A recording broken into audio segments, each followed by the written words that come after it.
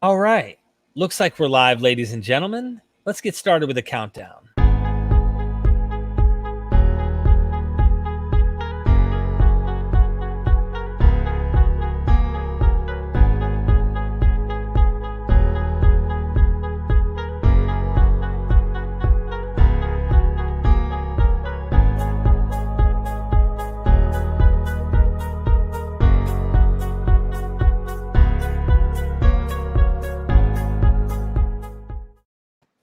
I'm going old school with the intro. Here we go.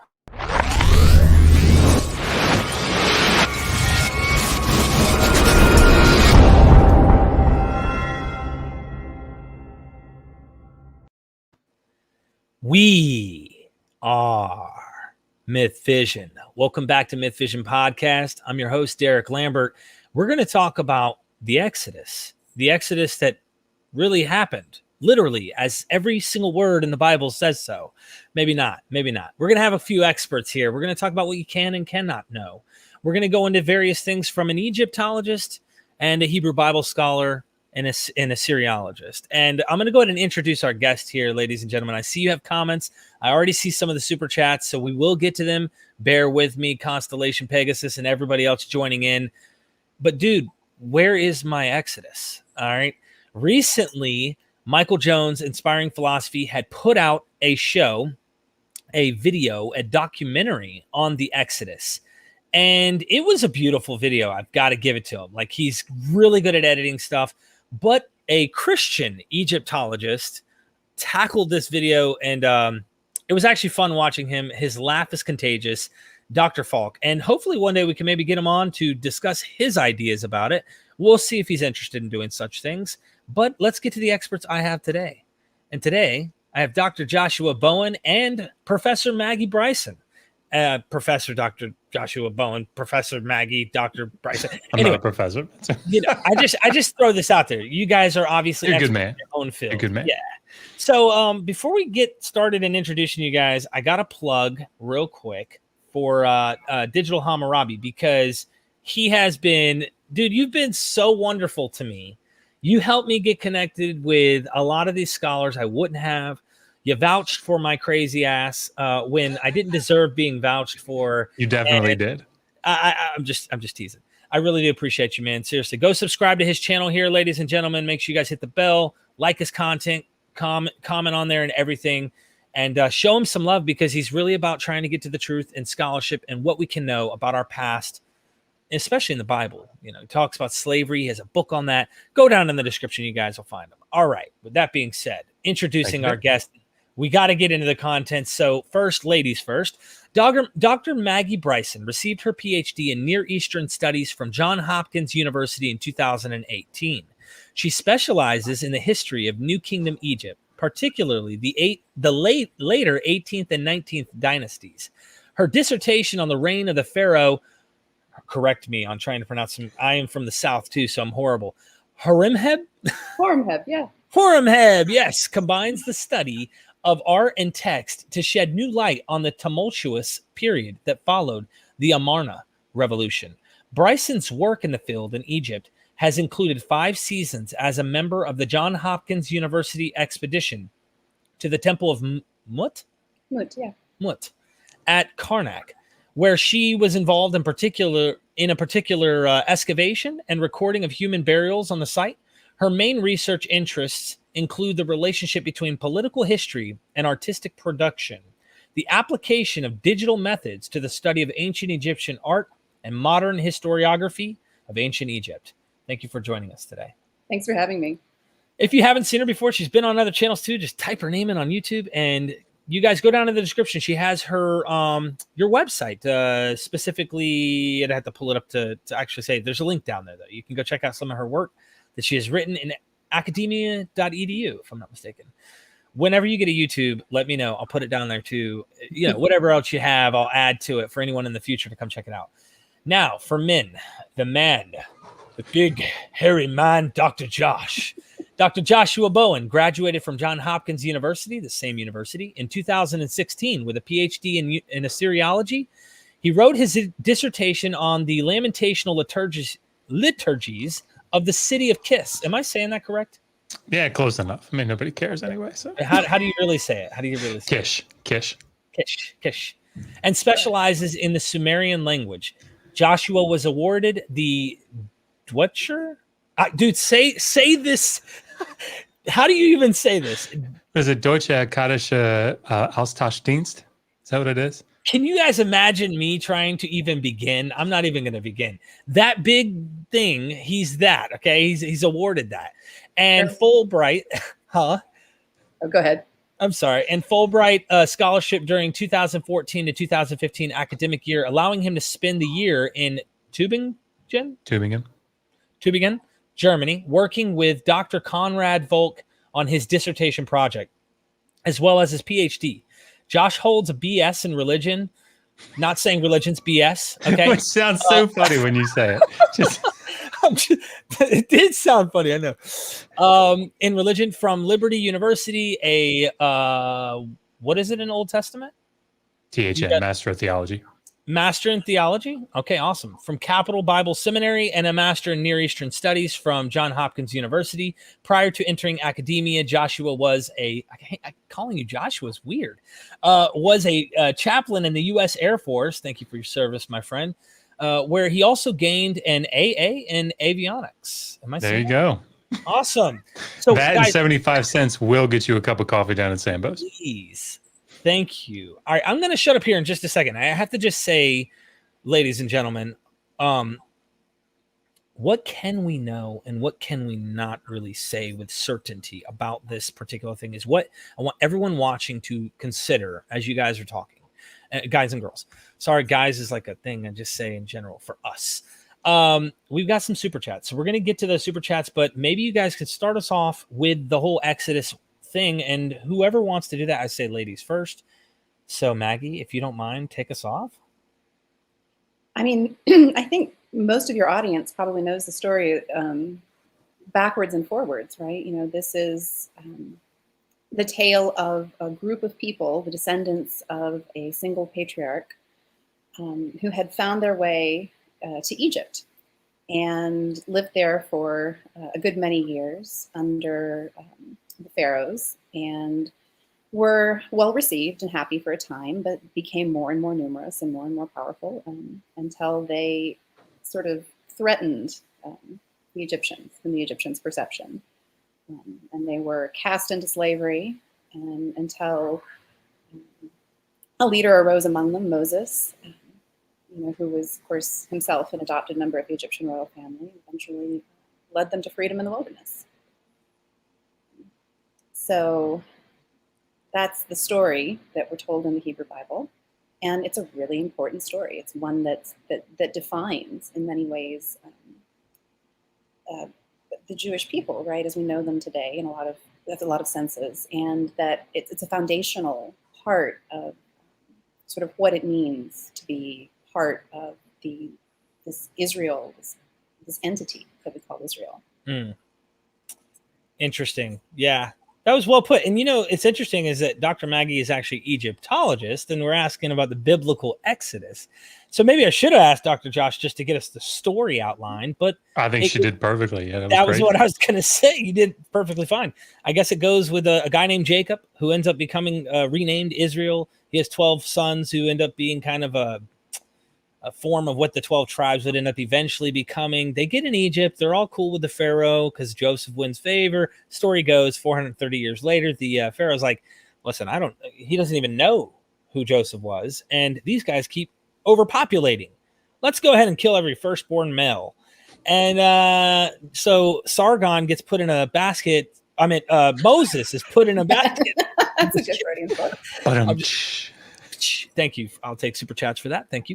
No, I'm just teasing. So, Dr. Josh, what's the problem with this? What's going on? What did Michael Jones do? It sounded like he went with what is called the maximalist view, and he's like trying to find anything like if it sounds like it might fit, we'll put it there, and it belongs. And he created this documentary. So, it's so interesting. I think because I deal with apologists and apologetics pretty regularly. Here on YouTube and on social media, one of the things that I find is there seem to be sort of battleground topics. The dating of the book of Daniel is one.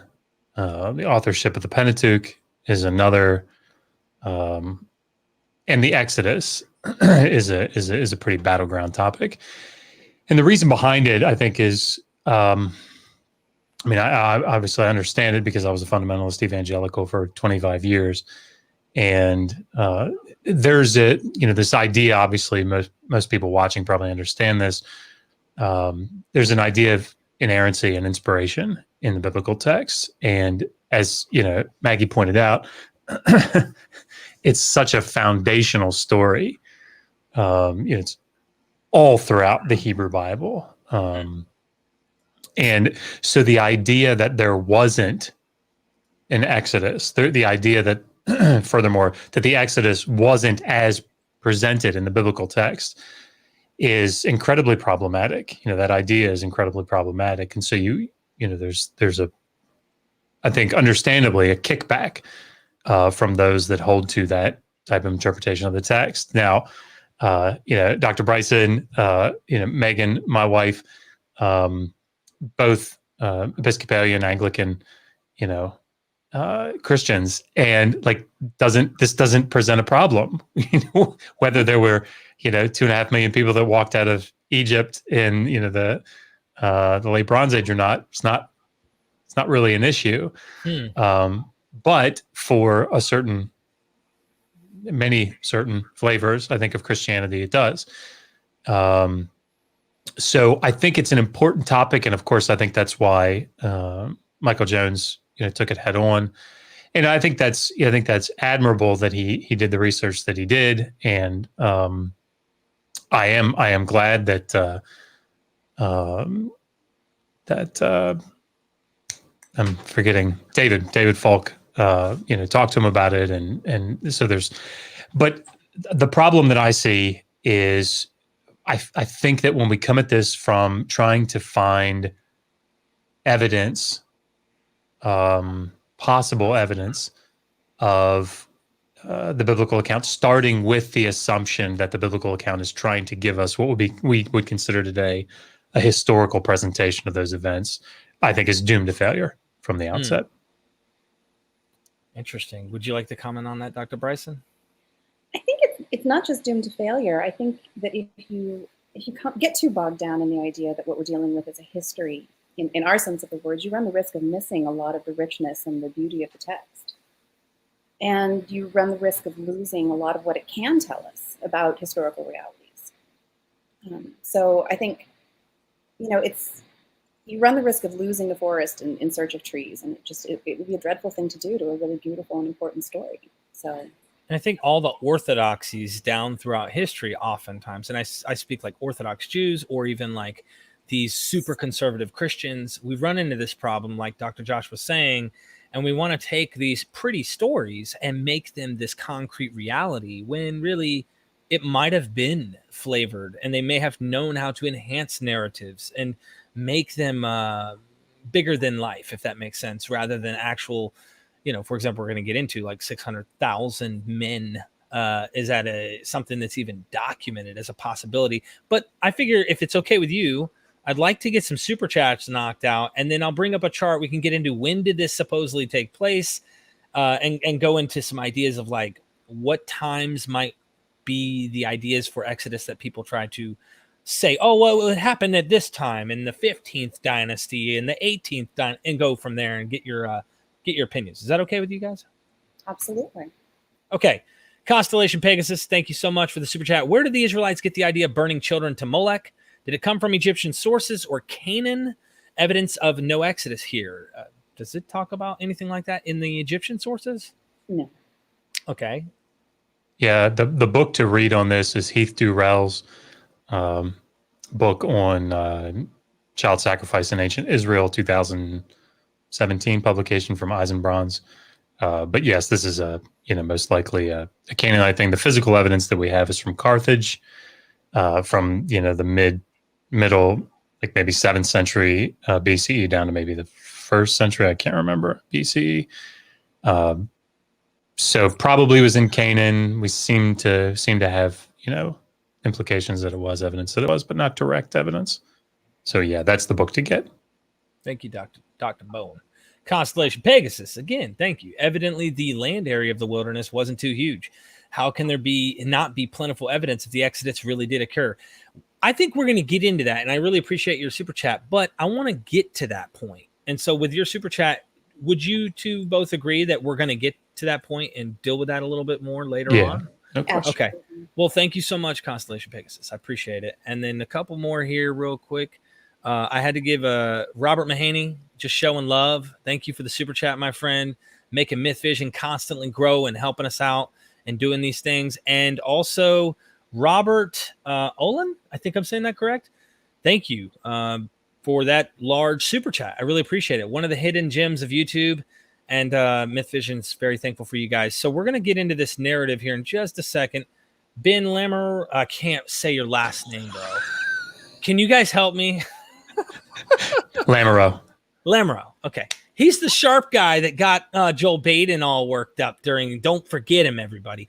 Don't leave out his greatest accomplishment, the Gilgamesh rap, which is definitely Dr. Bowen's thing.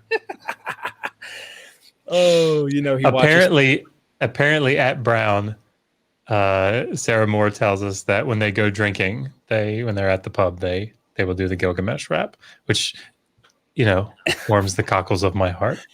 It's either that or you're doing the young Earth creationist Ken Ham, or not Ken Ham, but you know who I'm talking about. Yeah. Yeah. Constellation Pegasus. Can Dr. Josh give us any background information about the Sumerian female demon Lilith? I think we're getting off topic here a little. Yeah.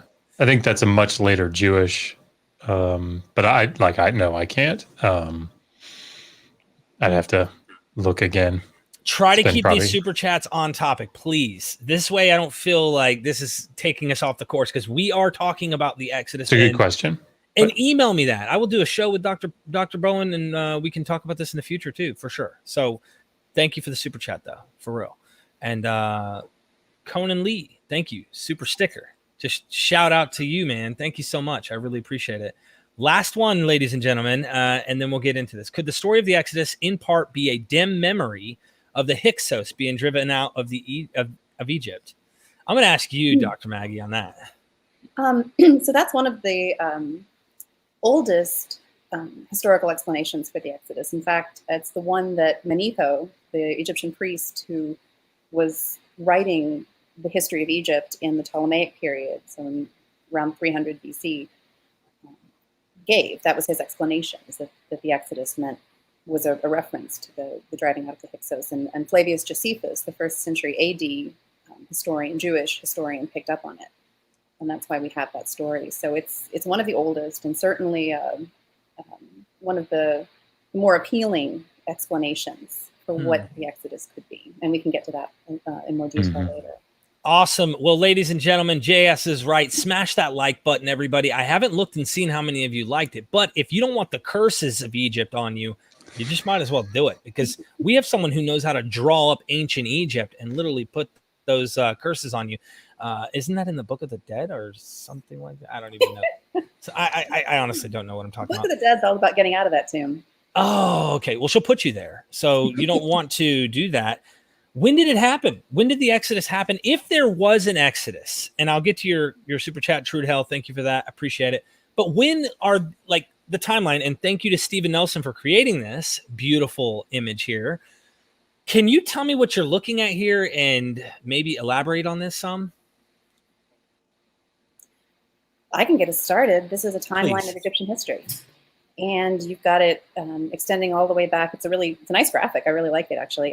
Extending back to the Old Kingdom, beginning in the first half of the 3rd millennium BC, all the way through to the late period in the 1st millennium BC. And you have this New Kingdom period highlighted in green as the ostensible time when the Exodus would have occurred. This is the late Bronze Age for the purposes of Levantine history and archaeology. And I think it shows kind of the key points. Up top, right, there is an internal biblical datum for the Exodus, right? And the one that you always hear is, I think, Josh, you're going to have to help me out here. Is it 1 Kings 6? 1 Kings 6:1? So it tells us, it gives us a date for a length of time since the Exodus that has elapsed through to the building of the first temple, the Temple of Solomon in Jerusalem. And since we have kind of an idea when that happened, we track back and get a date of about 1450 BC. And then you've got sort of a couple of kings that ruled in that period. And I have to point out, before we go any farther, that Egyptian chronology, this looks very scientific, it looks very scholarly. And it is, right? These are good dates, but Egyptian chronology is not as well understood as we'd like it to be. There are margins of error for every single one of these dates. And so, Thutmose II, for instance, I think the highest documented date of his reign is in year 1. We don't have concrete evidence that he ruled for a decade or more.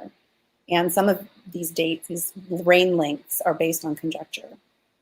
And a combination of a lot of things, right? So astronomical dates, dead reckoning, documented highest year dates, all of that kind of comes together to give us a plausible range. But the idea that you can fix it to the exact year is, I think, pretty far-fetched. It's not a thing that you can actually do. Interesting. Dr. Josh, would you comment on this some? Yeah, I mean, I think, so there are arguments, obviously, if you go read through some of Kenneth Kitchen's work, he will rail against the idea that 1 Kings 6 is we can use that because, that's one of 5 different dates. I think he says 583 years plus X, if I'm remembering his article, it's something like that. So, the reason that that's problematic and the reason that there are just a small handful, I can think of 2 off the top of my head, Bimson and Wood, that would argue, for that 1446 traditional date. I'm sure there are more, but those are the only 2 I can think of. That date is problematic from an archaeological standpoint. And I think it was realized fairly quickly after biblical archaeology started developing as a discipline. And so it became clear that, these dates don't match up, with a conquest account, for example. And so, maybe 480 years in 1 Kings 6 or the 300 years of Jephthah, maybe Jephthah is supposed to be wrong, there in the book of Judges, he's not a really trustworthy source. And so maybe we can think differently. This is a more theological number. And so we can shrink it down. Maybe it's generations instead of 40 years of 12 generations, or 12 generations of 40 years, and it's 12 of 25 years. Anyway, so but it's in the goal of shrinking that number down so that you get closer to the 13th century. And in doing so, you have, it's closer, right? You have more data points that seem to correspond. And that's really the key, I think, to all of this, is trying to find data points that make it possible. It's not positive evidence that we're finding, right? You don't have, inscriptions that say, that I know of, right? I'm not an Egyptologist, so that everybody's clear. But it doesn't seem like we have inscriptions that say, Moses, why'd you do this? Damn you, as you took the people out, right? We don't have that. If we had them, we wouldn't need apologists. Right. Right. The work would be done. But it's closer. So we have, Ramses, and we have Pithom, and so these names, do they correspond to a late Bronze Age, end of the late Bronze Age, period? And anyway, so it's for people that are looking for what I would call, I guess, from the point of view that we would see it, seeing the Exodus as a historical, from the biblical point of view, a historical event that took place at least fairly close to what the biblical text reports. And most scholars that do that, Hofmeyr, Kitchen, I think are putting this in the 13th century, like end of the 13th century during the Ramesses period. Arguably to try and match the biblical account, correct? Is what you're suggesting in a way? Right. So, again, it doesn't match in the sense that if that 480 years means 480 years, then it's really problematic. And so you make arguments, to try to it's a schematized number, maybe. But yeah, it's to try to better match the archaeological data, particularly like the itinerary of the wilderness wanderings or the route out of Egypt, to try to match those more. Okay.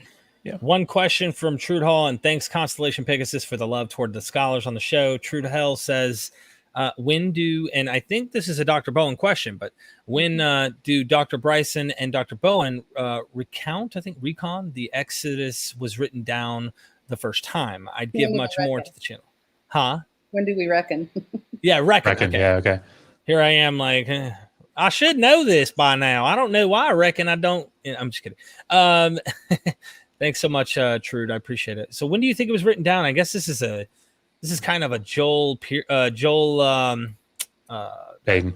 Yeah, Baden type of question, so to speak. And even he doesn't date it really, but yeah, I mean, so we have the early prophets like Hosea, Amos, Micah, 8th century, are talking about the Exodus. So I mean, I think that most scholars will say, most biblical scholars will say, yeah, the prophets in the 8th century knew about a tradition. Now, I think it's Stephen Russell has a book out where, he talks about the different traditions that we can sort of tease out from northern Cisjordan Israel, from Transjordan Israel, and from Judah in the south, and they're different. They each have sort of an idea of the Exodus, but it's each is different. One I think it's northern Israel has the journey out, but no slavery involved in it, no oppression. And in Transjordan, they have slavery or they have oppression, but they don't have a journey. I can't remember. Anyway, but in the south and Judah, it's there's just sort of a military victory for Yahweh. It does seem like the Exodus is a northern Israelite tradition on the whole.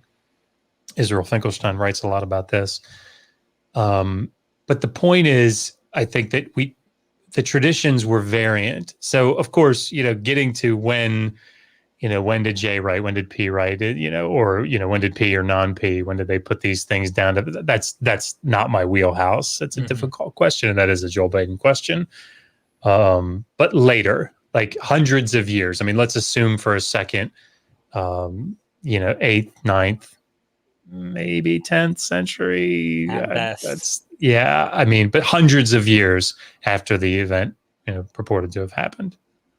At the minimum, yeah. This is a Dr. Bryson question. Any thoughts on the Shashu Yahweh inscription? I think I'm saying that right. And are there any Egyptian references to Israel before Merneptah? I don't know if I'm saying that. Yeah. So the Shasu are a kind of Bedouin, and the Shasu of Yahu is a reference dated, I think, to the reign of Amenhotep III. So again, in this New Kingdom period, around 1300, very roughly around 1300 BC. And Yahu, of course, is the drink. No, I'm just kidding. For my purposes. Right, I'm just kidding. Right, is supposed to be the sort of consonantal structure that would approximate the name of Yahweh, right, the God of Israel. And so the idea that there were Bedouin identifying as in some way connected with Yahweh, and that they're mentioned in Egypt as an opponent of the Egyptians in this New Kingdom period, is often sort of held up as evidence that there are proto-Israelites in the orbit of the Egyptians in this period. And I think it's certainly a compelling idea that there's some connection here of some sort. But even the question of whether Yahu in that phrase is meant to be a god's name or whether it's a toponym, whether they're talking about some place in the desert, is unclear. And yeah, I'm trying to remember what the second half of the question was. Let me pull it back up. About Merneptah. Oh, yeah. About Merneptah. No, there are no references to an entity called Israel before the Merneptah stela. So in the 13th century BC. Take it. Go search for yourself. Learn all the language of Egyptian and test. No, I'm just kidding. That's a lot of work. There's a new book out about the origins of Yahweh. It's relatively recent. Is it Dan Fleming, Josh? Are you? Yeah, it's it's coming out here in, I don't know, 2 months, I think. I don't remember who the author is actually off the top of my head. Ted Lewis just published his like monumental thing last year, his monumental book. And he's got, a section on Yahweh and where it came from. And essentially it's like south, north, maybe a little bit of both. I don't know. That's how you know it's scholarship. Yeah, but those books, those are places you could look to see more about this Shasu of Yahoo inscription if you're curious. I think it's fascinating just commenting on that one point that you make about Yahoo. How you're not like saying this was definitely a god's name or a place name of some location in Egypt or maybe out in the desert, who knows. I just think that's very interesting because practicing patience on saying let's not try to confirmation bias and assume this fits my narrative in another way somehow is important when you get into these studies without being so dogmatic about stuff and just being careful and said could be, couldn't be, don't know. But don't build this big straw house out of these could be's or might be's. And I think that happens all too often, as you're going to hear today with both experts in this area. So I always mispronounce. Did you want to comment on that? I'm sorry. I was just going to say it's also a giant leap to go from there is even if we say we posit that there is a God called Yahweh that people know of in this period and that they worship. It's a huge leap to go from that to saying there is a unified group of people who share a tribal identity, if you will, large in number, with common traditions, a common language, all living in Egypt as monotheists, conscious of that identity, who then, via supernatural intervention, head out into the desert. It's two completely different things. And this is something that I think is it's really important because there's I think BTOC has in his article in that transdisciplinary book talking about the 4-room house, I think at Thebes, if I'm remembering that right. Yes, there's a 4-room house, and it's in the area where the mansion of millions of years of Horemheb is located. There you go. And the thing is that, okay, just because you have a 4-room house, I mean, it's interesting, and your ears, you need to kind of perk up and okay, let's take a look at this. But going from, so that everybody understands this, the 4-room house is, at least by Iron 2, into the first half of the first millennium.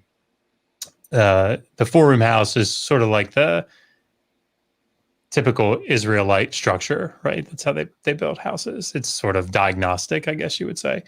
And Avraham Faust has a book out, 2001, I think, where he talks about that in Iron 1. And what can we say about, the end of the second millennium in comparison to the early first millennium? But it's tricky, right? So just because you have a structure doesn't mean that, you've got proto-Israelites, right? And that the people that live in that house or the people that, built that structure, whatever, ultimately became part of, what was known as the ethnic group Israel.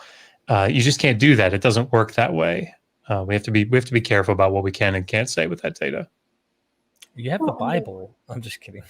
The 4-room houses in Thebes date probably to the reign of Ramses IV, if I'm not mistaken. So well after our range of posited dates for an historical exodus, even if we go there. So it's kind of, I mean, I would wonder if maybe, did they leave somebody behind? I thought that was.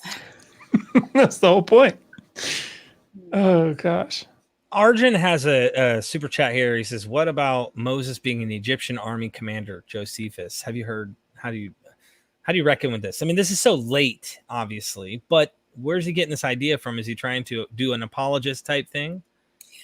Well, again, it's really interesting here when you bring up that subject of apologetics, this idea that somehow an historical reality has to underlie the Bible for all of its premises to be true, for all of the theology to work. There has to be a real history there that you can read as literal narrative. Seems to be a pretty old one. Already, right, in the 1st century AD, Josephus is trying to kind of put together some of these historical stories. The stories that Josephus quotes Manetho on about the Jews in Egypt, or the Israelites, excuse me, for this period in Egypt, are a response to a pagan author called Appian, who was trying to discredit the Hebrew Bible as history and trying to kind of cast the Jews as historical villains. And so Josephus was looking for stories that could be used to kind of restore some of the what's the word I'm looking for, right? Restore some of the credibility of the Jews of his period in the eyes of their people around them. And so these stories, there's two stories actually about a possible exodus in Josephus. One of them has Moses as an army general. The name in Josephus is Osarseph, right? And there are a couple stories. One is it's pretty straightforward account of the Hyksos period, and they're sort of driven out of Egypt into the desert. And then the other one is this very odd story about this colony of lepers who are sort of confined to the city of Avaris and then escape into the desert under the leadership of Osarseph. So even that, right, even this Josephus, Moses as general story has a very strong rootedness in a need to explain history, but it's a very kind of garbled, it's already a 100-year-old or several hundred years old quote by the time it gets to us via Josephus, but it reflects an effort to interpret the history and understand it by someone who, in a period where it was already unclear what was really at stake here, and people were already questioning what this really meant in the Exodus narrative, and what the historical circumstances were. That's interesting. No, that is interesting, and I'd like to get Dr. Joshua to comment on this, because my ancestor King Arthur, when he raided a lot of, I'm just teasing because my point is I could easily make a case King Arthur's my ancestor because I'm arguing against some guy contemporaneous to me right now. It sounds like maybe he's doing something there to that effect. I'm not so sure, because I think Manetho does tie in the Jews. He makes Moses look kind of bad, if I'm not mistaken, doesn't he? He makes him look like this really bad priest who gets kicked out of Egypt. And Josephus is using this negative author to spin it and go, he could call him what he wants, but we know he was really the good guy, and this is evidence that my ancestor was great, and I don't know. What are your thoughts on that? Either one of you. Yeah. I mean, I'm no Josephus or Manetho expert. What? The one thing that comes to mind when I think of Josephus, though, when thinking about sort of the ancient history, is his story about Alexander the Great coming to Jerusalem and being, shown the book of Daniel. And it's like, if you know what's going on with the dating of the book of Daniel, you kind of have an idea as to why Josephus would have that event taking place. And of course, there's a reason that scholars go, okay, well, when Josephus is talking about events that are happening way back when, we have a bit more of a critical eye than when he's relating things that are very recent to, or during his life. So yeah. Well, thanks for that, and I love that you brought that up. We're now going to have to go back in time, but Constellation Pegasus just loves asking you questions. So if one man humiliated Pharaoh and the Egyptian gods to a bitter shame, would you think it would be in the Egyptian records? Well, here I can give you the Egyptological answer, which is that the Egyptians did not like to report on things that went wrong. They just really didn't. Sometimes they would. The Egyptians definitely wrote about the Hyksos, right? Later Egyptian kings, reckoned with the Hyksos episode. They admitted that they had been ruled by foreigners. Of course, they made it into a big thing that they had driven them out. But there's the famous episode of the Battle of Kadesh with Ramses II, where we get this long poem and another sort of prose account and a bunch of captions on the scenes that tell us that Ramses, the great hero, by the might of his arm, at a time when the Hittite army seemed like it was going to inevitably demolish the Egyptians, and the Egyptian army was starting to flee in disarray, Ramses calls upon the god Amun and gives him strength, and he rushes alone into the battle and kills thousands of the enemy and sort of pulls an Egyptian victory from the jaws of defeat. And then the Hyksos king comes to him petitioning for peace because he's so terrified of the might of the Egyptians, right? the Hittite versions of the story were discovered at Bogaskoy in the early 20th century, and they basically say that actually Ramses was the one who got his butt handed to him. At best, it was a draw. So the Egyptians don't like telling us that that things went wrong, because for the universe to keep functioning properly, right, there is an order to the universe. There's a certain way that things are supposed to happen, and the Egyptian king is in charge of making sure that everything, the clockwork, all continues to run smoothly. So you wouldn't necessarily expect to hear a straightforward account in a lot of places of we got our tails kicked. But I would expect there to be some evidence of it somewhere. Interesting. For an episode that important, that major, for something that big to have happened, especially when you're talking about the numbers of people that are involved in the Exodus story, I would have expected to see something. Yeah, you would expect them to. It feels like that would be an event too big to sweep under the rug, that you would address it and spin it in a positive way. Again, like the Hyksos, we drove them out. We defeated them and drove them out of here. That's what I would expect but of course, it's not my field. So this is a good point for this right here, and this goes into the loan words. So what do you guys think of the argument that the preponderance of Egyptian loan words in Exodus demonstrates a historical core to the narrative? You know, we're talking about the Hyksos, and a lot of times there's that overlap. I've heard many theories of people trying to say, well, the Israelite Exodus is actually the Hyksos expulsion, or they left, or they were kicked out, or they whatever it might have been, and this is the same thing. But is there a kernel? Can we use loan words in the Hebrew Bible, Dr. Josh, to come to this conclusion and say, well, this probably gives it more weight, if you will, to there actually being a historical core? So let me answer pull a Kyle McCarter here. It's going to sound like I'm not answering your question, but I am. Actually, he would say, but I'm not. I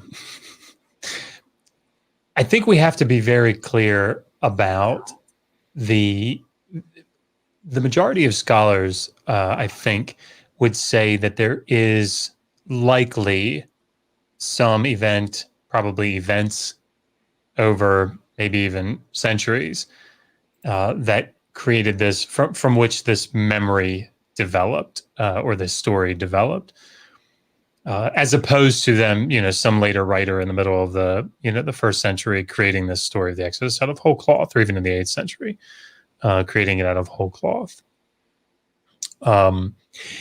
There's a vast difference between, Nadav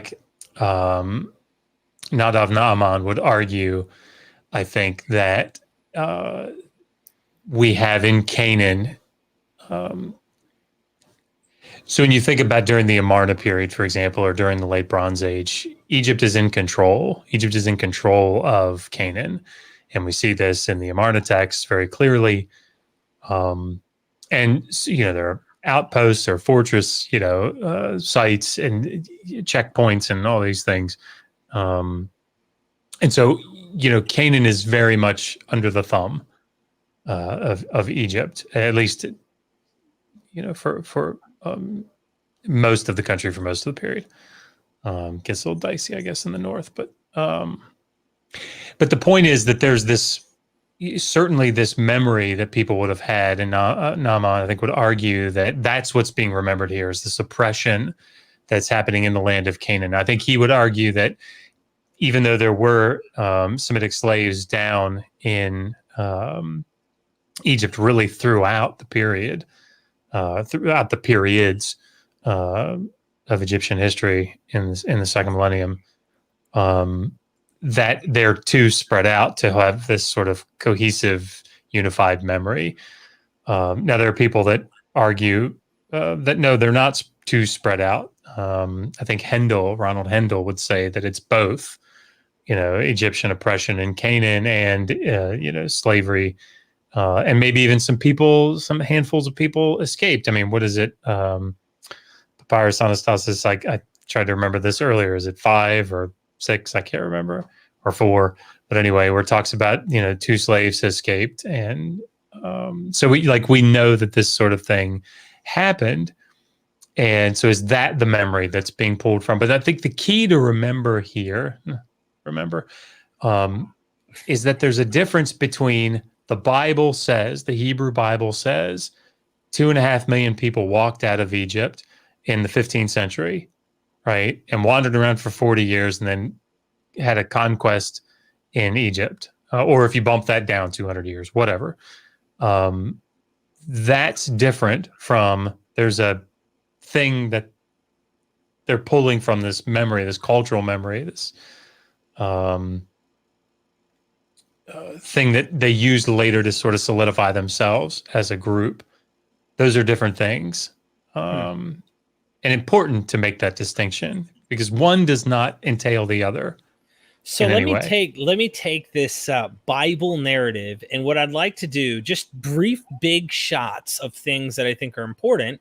Any Bible student who reads the Bible, and I'm going to slap this onto the Egyptologist, Dr. Maggie Bryson, to say, like, and some of this might not take long for you to answer. You might just go, no.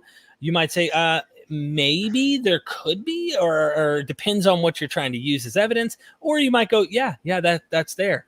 So I'm going to use the Bible, and I'm going to go over here to you and ask you some basic stuff. So one of the things, did Israelites live in Egypt for 430 years? And towards the end, remember, they weren't slaves, and then they become slaves. That's probably a huge question to ask, and you have to take a magnifying glass, but did that happen? Short answer is no.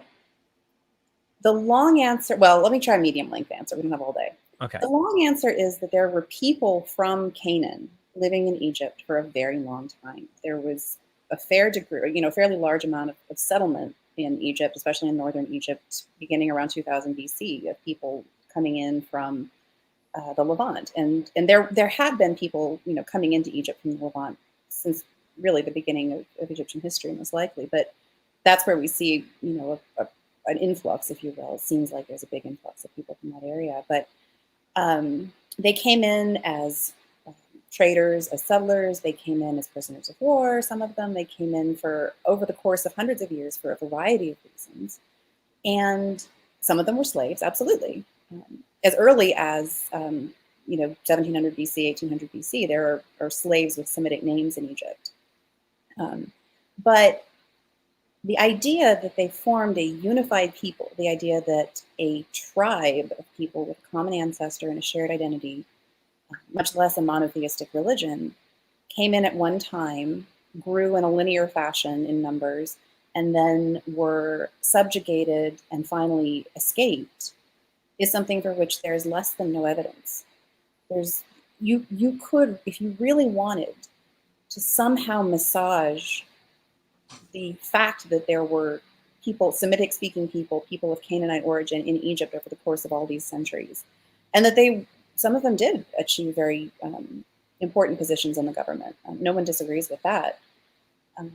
And some of them were slaves, or at least, workers, people in, very low positions of very low social status.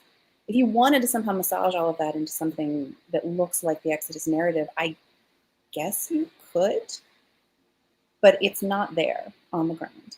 So I've heard the Egyptians were xenophobic in terms of the way they were towards other, and this might be in a certain period, I don't know, but the point you brought up about them as this linear fashion, they come into Egypt, and what intrigues me is the narrative has it that the Pharaoh doesn't remember Joseph, and he's saying these Israelites, like there's an ethnicity here that's becoming almost outnumbering us Egyptians, which you could probably give us population numbers and be like, yeah, right. But I just say that to say, like, how are they ethnically distinct like that, to a point where Egyptians are going, these guys in our own land are overpopulating us. We got to kill every firstborn male of this household. Is that history, or is that not anywhere in any Egyptian literature at all, or history? Well, if you want to, and this is the problem, right? If you want to look at the Hyksos period as a time when the Egyptians had some animosity towards a group of people that they saw as distinct and numerous and powerful, then you could perhaps point to the Hyksos episode. But again, the Hyksos rulers, right? So we have everybody from the king of Egypt himself to sort of ordinary people in northern Egypt would have been Canaanites, and they certainly weren't Israelites in the sense of monotheistic worshippers of El who shared a tribal identity. I don't think. The Hyksos worshiped Baal, right? Seth, Baal. They had,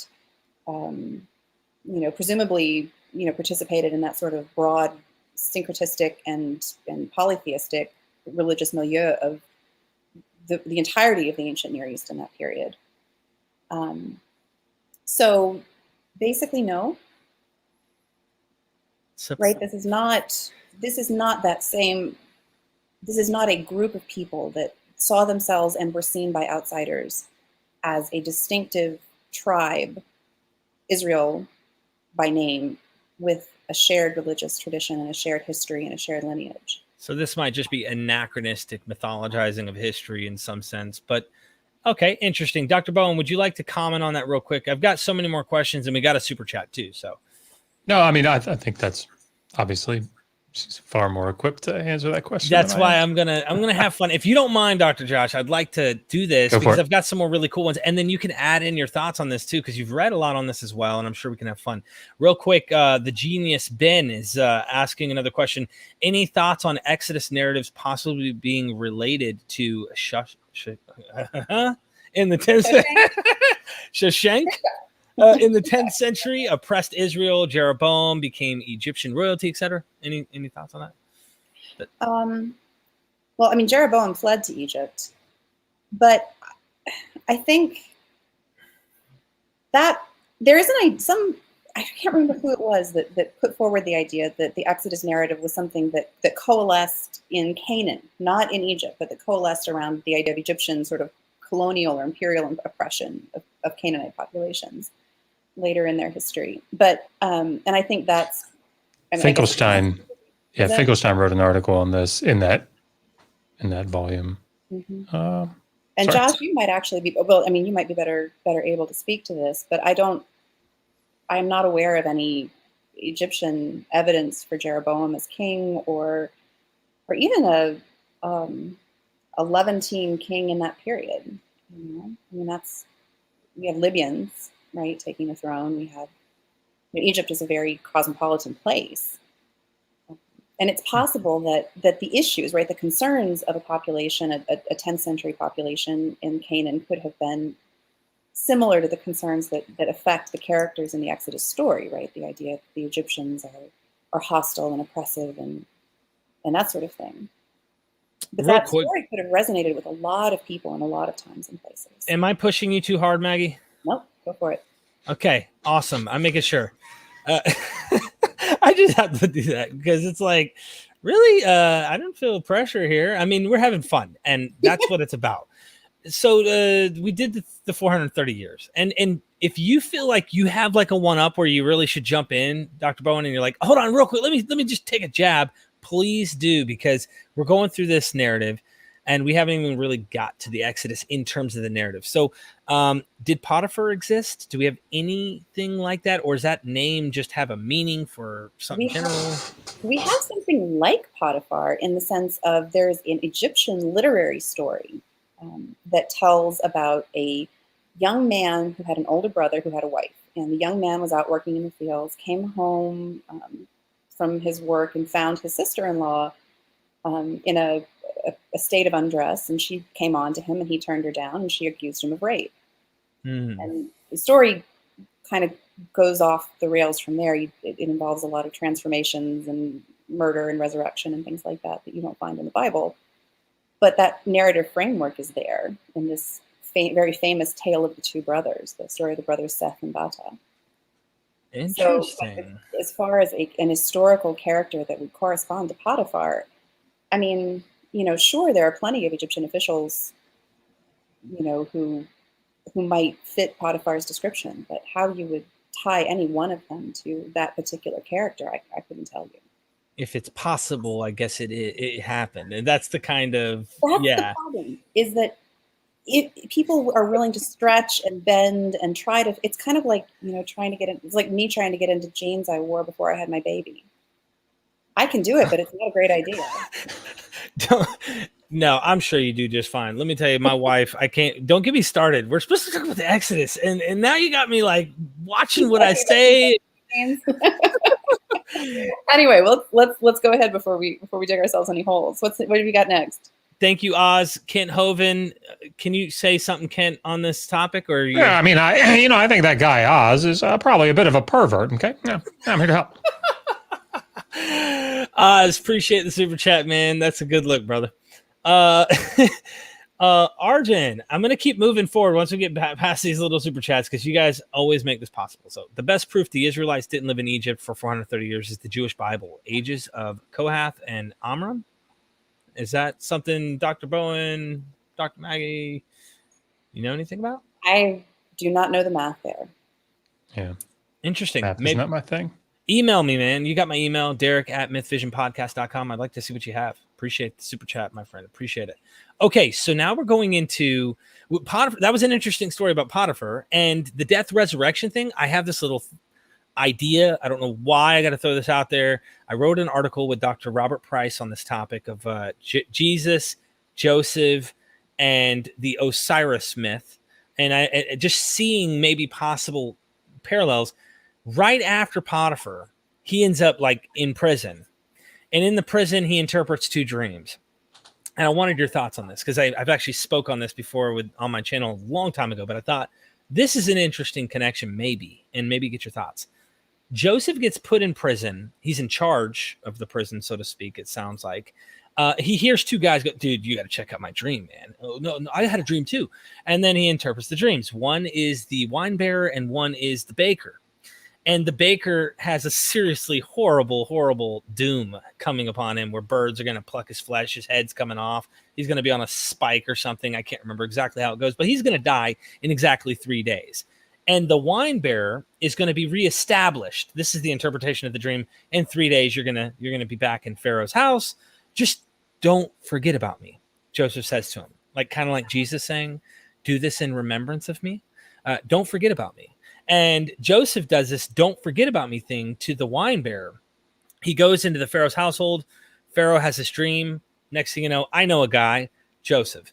And it kind of made me think he went from like the dungeon as an analogy of death, so to speak, to rising back up, this resurrection idea.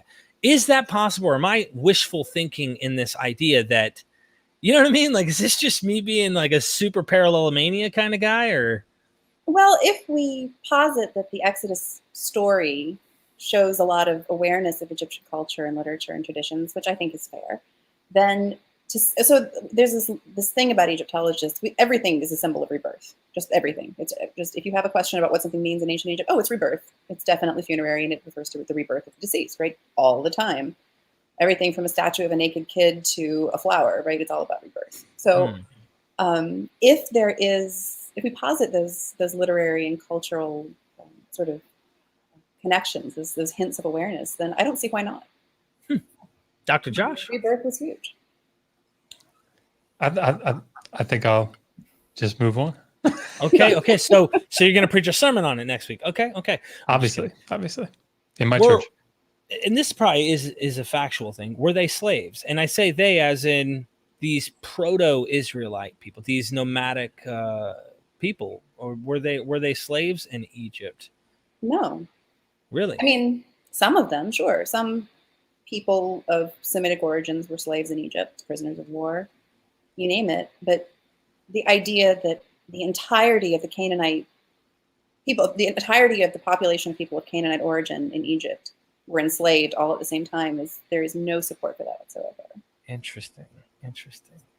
Was Moses really raised in Pharaoh's house? Not that I know of. I've heard of Moses or something like that, or some. I don't know anything. It depends on what you think of the name Moses. Like, there were tons of Egyptian guys called Mosa or Mes. And there are a couple of ideas about that, right? The standard view is that it comes from the Egyptian word for to be born, right, or to bear, And so anybody whose name ends in Mes probably has a god's name before it. So Amun Mes, right, the one that Amun created or bore, or like the Tuthmosis, right, is from the Egyptian, Jehudi, the god Thoth, begot him or bore him. So there are all these names that are constructed around that idea, and you would call the guy for short Moses, right? Like it's just a nickname. And there's, I think, that Thomas Schneider has proposed another etymology for the name, that it comes from a god's epithet, right? Like Mshe, right, which is from the lake. And I think this is actually one that David Falk brought up. And in either case, the idea that you would have a guy named that in no way confirms or refutes the Exodus story. It's not relevant. It doesn't do either one. Interesting. I saw this, by the way. And there were plenty of princes named Moses, something Moses. Interesting. Dr. Josh, would you like to comment? Yeah, I mean, just very briefly, I think part of the importance of the story, and I think it was Ronald Hendel that pointed this out most recently in my mind, is that there aren't, like, the Pharaoh doesn't have a name, right? There are these generalities that we can see. And the rationale, I think, behind this is that if, in fact, we posit that this is a cultural memory, this is you have some people that are enslaved down in Egypt. We know that we have Semites down there that are enslaved. Maybe they're coming back from Merneptah, whatever. You have it. Let's go with that. You got a small group of people comes back into the land, having been enslaved, and they come into the highlands and they connect with these Canaanites who have been under the thumb of Egyptian rule until this collapse and everything kind of falls apart. And they, you hate I hate the Egyptians. You were enslaved. Well, we were kind of enslaved. And so this memory, kind of forms. There's a little Jerry Seinfelders there. Sorry, but so then later this sort of memory of oppression of Egypt either gets transferred down to Egypt, or it's this sort of general thing that develops in different ways depending on which part of the country you're in, the north or the south or Transjordan or whatever, and this sort of coalesces down into this cultural memory that is it constitutes what it means to be an Israelite. Right. And so having Pharaoh, not having a specific name and maybe having these place names, and we can talk about this, obviously Maggie's going to know much more about this than I do, but, I can talk about what I know, Ramses and Pithom and Migdal and what they mean, depending on the period that you're talking about and this sort of general nature of them. I think it just allows for people that maybe didn't go through the specific enslavement, this small little people group that came back up out of Egypt that escaped. They can identify still with that story, that formative story, in the same way that, we celebrate Thanksgiving, and I don't have direct descendants. I don't think, people that were, sitting there and celebrating the first Thanksgiving, but I identify with that, that holiday and that event in a way that's formative. Or like when you're playing a video game, right?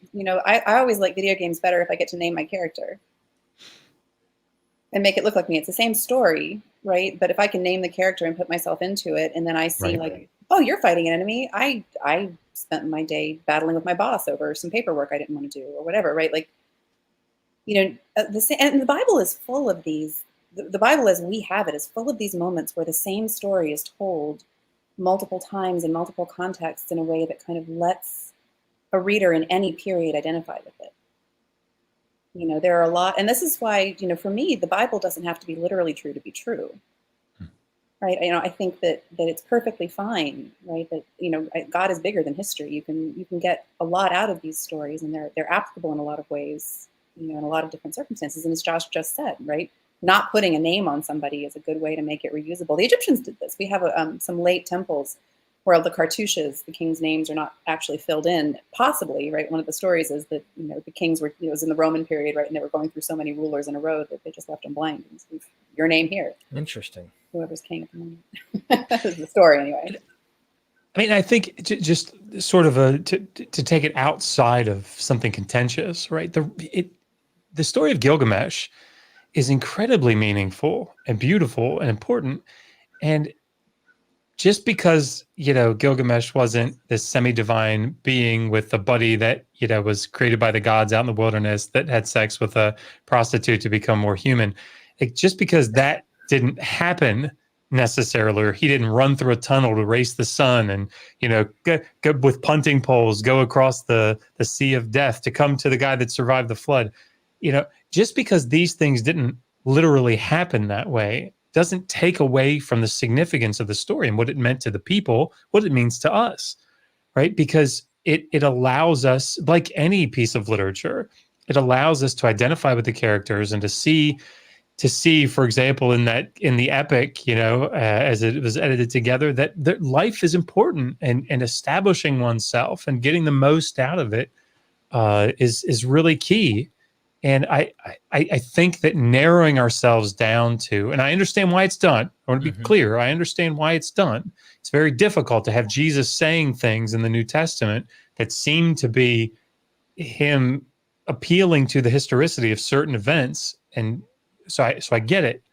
But I think there are ways around that. That sounds bad. But there are ways to understand that and interpret that are not the death, now to the religion, right? I think anyway. So well, you can also flip this on its head, right? We're talking about this as a built-in flexibility, a way to make the story something that's like a feature, right? But you could also look at it as a workaround. The fact that today people are so invested in the biblical story being literally true is not new. People have been very invested in this for a very long time. The reason we know as much as we do about Egyptian chronology is partly because people who were very invested in the biblical chronology being literally true, and I'm talking about back in the 1700s, right at the beginning of the Enlightenment, wanted to match those numbers up to prove, right, that God exists because the history of the Bible, as it's told in the Bible, is literally true. And all the way back to Josephus, right? Like the idea that your people's narratives are true and are, demonstrably true, right? That you can, and the ancients were just as sensible of evidence as we are. This idea that you could go and kind of, the Ramses II had a son who went and poked around in the ruins of Saqqara, sort of looking for evidence of the ways earlier kings worship the gods to do it right, things like that, right? Or sort of that idea, right, that you would go back and look for evidence of how earlier kings worship the god to do it right. I forget, sort of Khan Wasset's stated goals, right? But to understand the way that earlier people lived was important, was something that even the ancient Egyptians were invested in. Not naming the pharaoh gives you a workaround. If someone says which pharaoh, it's like, pharaoh. It's one of those, yeah. Right. And the detail in the story, right, and some of these evocative details, right, the idea that so many of these characters have Egyptian names, so many of that there are Egyptian loanwords that refer to things, like clothes or whatever, that would give it flavor, that would give it, a sense of reality to a reader. It shows that even in this early period, people might have been invested in a semblance of veracity, right? A semblance of literal truth. And they could just be sophisticated authors also knowing this stuff and saying, hey, we want to connect ourselves to this. And right, so the Egyptian Empire was in Canaan all the way up through the monarchic history of Israel. The people who were composing and compiling the books of the Bible would have been familiar with Egyptians. There were permanent Egyptian garrisons in Canaan starting, in the reign of Thutmose III or whatever, that there were Egyptians living in Canaan as well, right? So there were a lot of mechanisms by which these ideas could be transmitted. Not just people from Canaan going to Egypt, but Egyptians traveling abroad. These were people who were multilingual, who were negotiating the meeting of these cultures in a lot of different ways, over the course of many centuries. And who kept, and there were documents, right? Like the Egyptians kept a lot of historical records. They were, it wasn't, impossible that people would have had insight into Egyptian history and the Egyptian past. Even getting later in the game, I guess there might have been times prior to the Alexandrian library, but Manetho, his writings and stuff are there. So like people could read from people who may have been able to translate into a similar common tongue, were able to probably transfer some of this knowledge, which is quite interesting. And I just want to say to, I think this is Beach Price. I'm not sure. I'm not going to forget your question. We're going to get to the whole how the heck can 600,000 people, all that kind of stuff. We're going to get to the initial question. I'm just taking us through the narrative, but I enjoy what you're saying here. It's really interesting because then you can look at places like the New Testament. For example, just throwing it out there, when Paul says in 1 Corinthians 10, our fathers passed through the Red Sea. Now, the argument can be he's talking about Jews, because he is one, or it could be Christians in general who are now attaching themselves to a narrative, saying, I'm part of this America, and we're going to practice Thanksgiving, even though I wasn't an initial pilgrim. The same thing with the whole Exodus theme. And if you want to get technical, according to the narrative, it wasn't just Israelites who left Egypt either. There was a great multitude that came with them. So you can argue that Egyptians and others and whatnot joined them on this Exodus, and therefore Paul could be referring to that. I just say that to say, like, there's a lot of flexibility, and I enjoy what you're saying here. And with that being said, everyone hit that like button, please. It makes the YouTube gods pay attention. No plagues will come upon you for, making this happen. So thank you, though, for taking the time to express this, Dr. Maggie. We got a couple super chats that just came in last second, and I was going to get into firstborn male children being killed and where does this idea come from. But let's hold our tongue on that one. I just want to get theirs, and then we'll go from there. Scott Duke, thank you, Derek, for bringing Dr. Bryson and Dr. Bowen to us on a nice Sunday afternoon. This is such a great conversation. Thank you so much, my friend. I appreciate it. Constellation Pegasus. Why would Yahweh, Jehovah, Hashem, or whatever not leave evidence for people years in the future for such an important story? Nothing but speculation. Would you like to comment? Yeah, I mean, the typical apologetic response to that, which, I mean, good question, right? That would be my good. Yeah, I don't know. The typical apologetic response, though, I think, is that, you don't want people worshiping these, relics, or these. That's one. So God works in mysterious ways, obviously, but he doesn't want people going back and worshiping. Oh, here's Moses, and Aaron's staff or something, or here are the the actual tablets. But the other thing is, and we can talk about this, that arguments have been made. People like Kitchen and Hoffmeyer will make arguments that, well, we wouldn't necessarily expect to find evidence of the Israelites wandering around in the wilderness.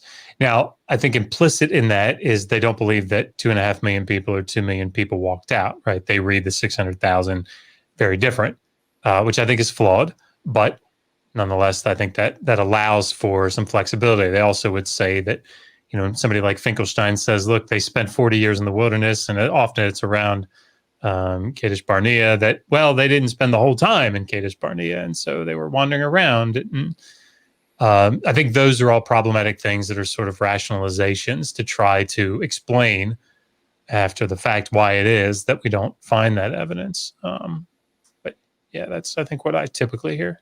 We might as well tackle this. I mean, the question's come up a couple times. The idea is already being mentioned. You slipped it there with your talk of the wilderness experience. 600,000. I mean, what were in any of the dynasties, what were the populations of Egypt to even say such an amount of people left? I mean, if we're going to give benefit of a historical core or kernel, we must admit it was far smaller, period. Wouldn't that be it if we were going to give benefit? Well, I mean, that would be just such a huge chunk of the Egyptian population. I think Diodorus says that Egypt had something like 7 million people in the Greco-Roman period. And that's, a time when we would expect the population to be pretty substantial. I think in the New Kingdom, we were maybe looking at something like 4 or 5 million people. And that's all of Egypt, right? Yeah, upper and lower. Everybody. Yeah. See, that's the whole shebang. That's the problem I find, is that, like, suppose someone wanted to say, well, we don't really know what the population is on this dynasty or that dynasty. Nobody really mentioned the exact population of the whole Egypt. Wouldn't someone else write about this? I mean, like the Hittites at least comment about wars. Wouldn't some other foreign land say, holy moly, a tidal wave of 5 million people just came over near us? I mean, they're somewhere in between us and Egypt now. We got a problem. Nobody's written about this. It's literally only found here in this biblical narrative. Well, see, this is the problem, right? It's one of the fundamental problems of formal logic that you can't prove a negative. Anytime something is not, you can't definitively, right, logically rule out the possibility that it is. You know, that old gem about absence of evidence not necessarily being evidence of absence, right?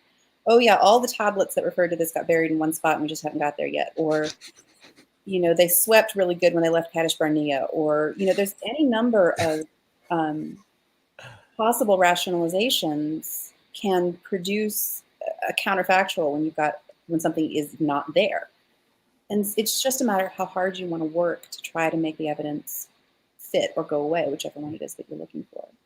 So I would think that based on other instances where there are movements of people, so like the Sea Peoples invasion, right? We know that a very large number of people, you know, with livestock and families moved around the Mediterranean, you know, at the end of the late Bronze Age, because they turned up on the coast of Egypt. And again, Pharaoh says, right, you know, Ramses III, for instance, says, you know, I wiped them out, you know, I turned them back, I kicked their butts.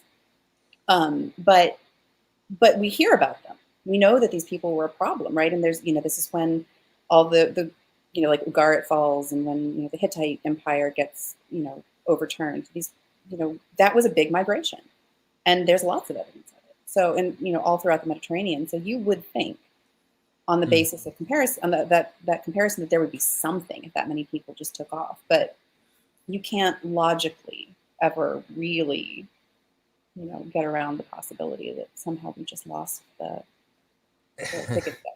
I think Dr. Robert Price says, Dr. Josh, and sorry to cut you off. He says that God must have sent angels with vacuum cleaners through the desert to clean up any evidence of such a large amount of people spending 40 years in this wilderness. And the only thing is we don't even have, and I think they've been doing like radiation.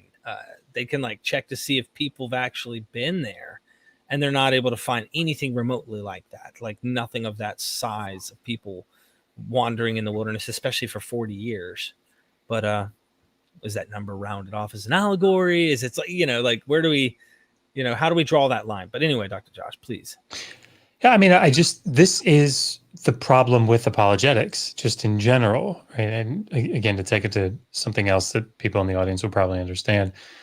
In the book of Daniel, you know, when you're talking about, was it written in the 6th century or was it written in the 2nd century? You can provide, okay, look, here in Daniel chapter 11, it's clearly talking about the Seleucids and the Ptolemies very specifically, right? And it ends in Antiochus the 4th Epiphanes. Here, you can see it. Everybody agrees on this. Yes, but isn't it possible that, and after that, I like, sure. Like, I mean, what do you want me to say? You know, so here we know that Belshazzar was not Nebuchadnezzar's son. Yeah, but isn't it possible that that means grandson? And well, yeah, I mean, it could, but he wasn't his grandson either. Yeah, but isn't it possible that because Neriglissar married one of Nebuchadnezzar's daughters, isn't it possible that Nabonidus married one of Nebuchadnezzar's daughters? Yes. I mean, have fun. Like, if that's where you want to go with this, as Maggie's saying, like, there's only so far that I could go. What is it that my grandfather always said? And I don't mean this in a pejorative sense, but the fool can ask more questions than the wisest man can ever answer, right? And that's just the reality of it. You can always say, yeah, but isn't it possible? Isn't it possible that, you know, unicorns came down and didn't, you know, zapped all of those pottery sherds? I mean, sorry. One of the things, and I think it was Hofmeier. So forgive me if I'm wrong here, but when it might have been Kitchen, but they were talking about, you know, it might have been Kitchen. William Deaver said, you know, we don't find any pottery like at Kadesh Barnea. And he said, well, how do we even know they used pottery? Isn't it possible they didn't use pottery?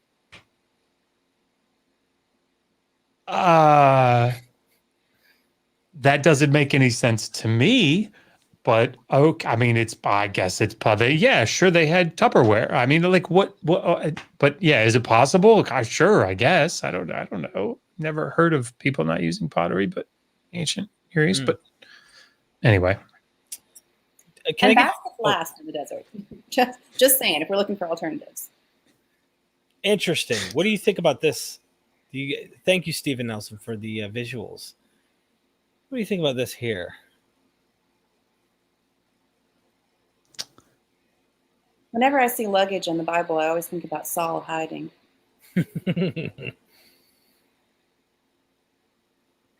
Yeah, I mean, so the issue that we face with the 600,000 number, there are a couple things that, again, from trying to get the number smaller, you'll have people that will argue that the word Aleph there for 1,000 means like tribe, right? Or like a clan. It's not a clan, and it's like a smaller group. So maybe it means, like 600 clans or something. It's a smaller group. It doesn't mean 1,000. It just means, a group. So 600 groups. Or it could be the 600,000 is just sort of like a, theologically charged number, and it's just meant to be a lot of people. The problem that we face with it, and I have notes here that I've, collected from the Hebrew Bible to talk about the different places that we see representations of how many people were, in that body of Israelites that came up and wandered around. You see in Numbers 1 and 2, for example, that they take a census of military men 20 years or older, and it's like 603,500. And they count out, like, from this tribe, 45,600, and from this tribe, 23,000, whatever. And you can make the argument that, well, those are all, like the Sumerian king list, right? It's the same sort of setup. You have individual numbers that are sort of meaningful, and then they get combined in that way. Yeah, okay. But then in, I can't remember the other place is, you have a different number that's, at a slightly different time frame, and it's like 601,000 or 611,000. I can't remember. So, and anyway, it's all right around this 600,000 number. And to me, that's telling. It becomes much more difficult when you have in 3 different places, they're trying to get across a number that's close to 600,000. And in some places, very specific, but different. That makes it more difficult for me to like theologize, I suppose, that number. It does seem like that's what's going on. And this is why the majority of scholars will say that if you're going with the biblical account, if you read it sort of woodenly, or as it stands, it's talking about 2 million, 2.5 million people, 600,000 roughly fighting men, and then women and children added on. So, okay, one thing, and I don't like to. First of all, I want to give Inspiring Philosophy credit for actually taking down the documentary he spent a lot of time putting up. But our good friend Stephen Nelson and we talked, and he pointed out, like, he was trying to make this argument very speculative about these bones, these bones of these animals that were buried at a certain time. And then, of course, the documentary went down. So I'm not trying to kick a man down, while he's all down in terms of this, because he's going to be probably, renewing it, coming up with a different thesis, talking to Dr. Falk, which is interesting.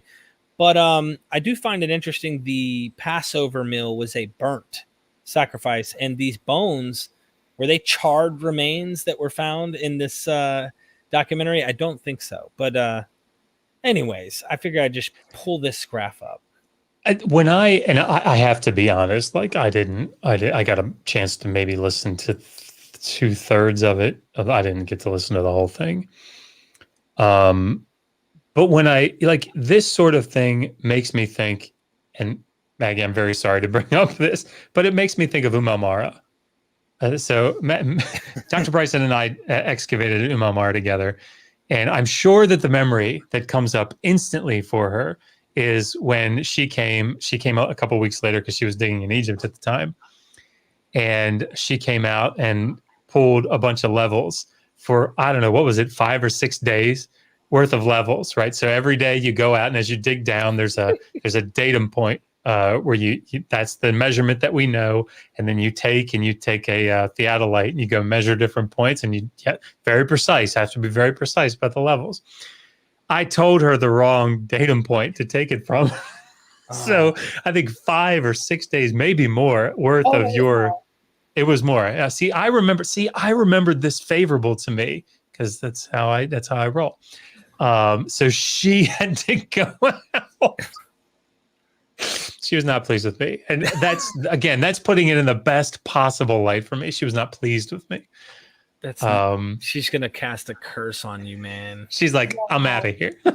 No, that was, you guys, I remember this very well. You guys were, very gentlemanly offered to help me with my, because to take levels, we were using the old fashioned stadia rod. And so they, were carrying the stadia rod and shooting all these levels in. And then they used 2 different datum points, I think, both of which were wrong on 2 different days. I don't know how much time it took me to correct those levels once I finally found the right datum.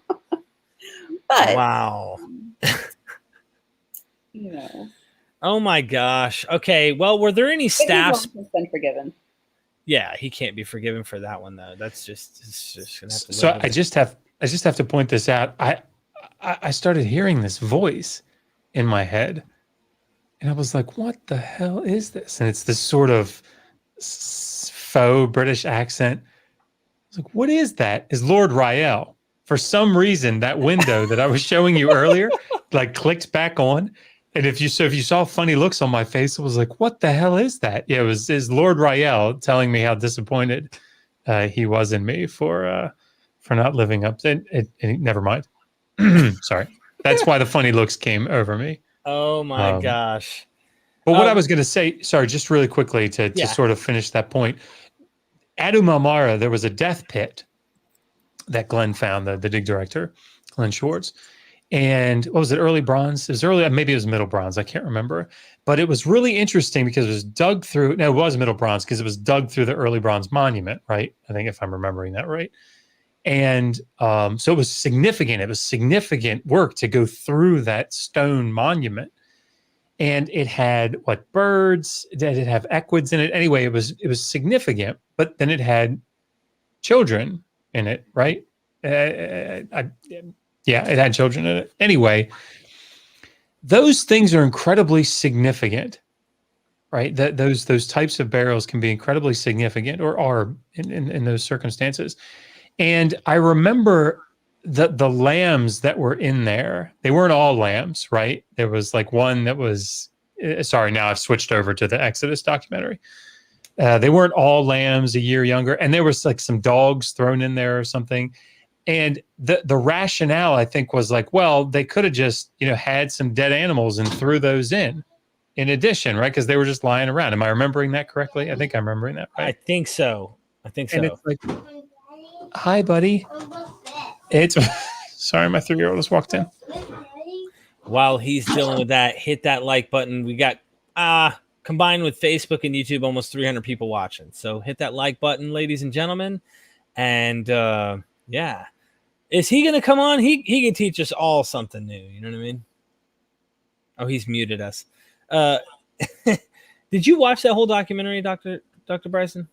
I did not watch the whole thing, no. Me neither. I didn't either. And I feel bad even bringing it up, but he brought up something that was simple, like a burnt offering, and I don't know. Hey! Hey, Oliver. Do you want to show him your tools real quick? Hello. Whoa!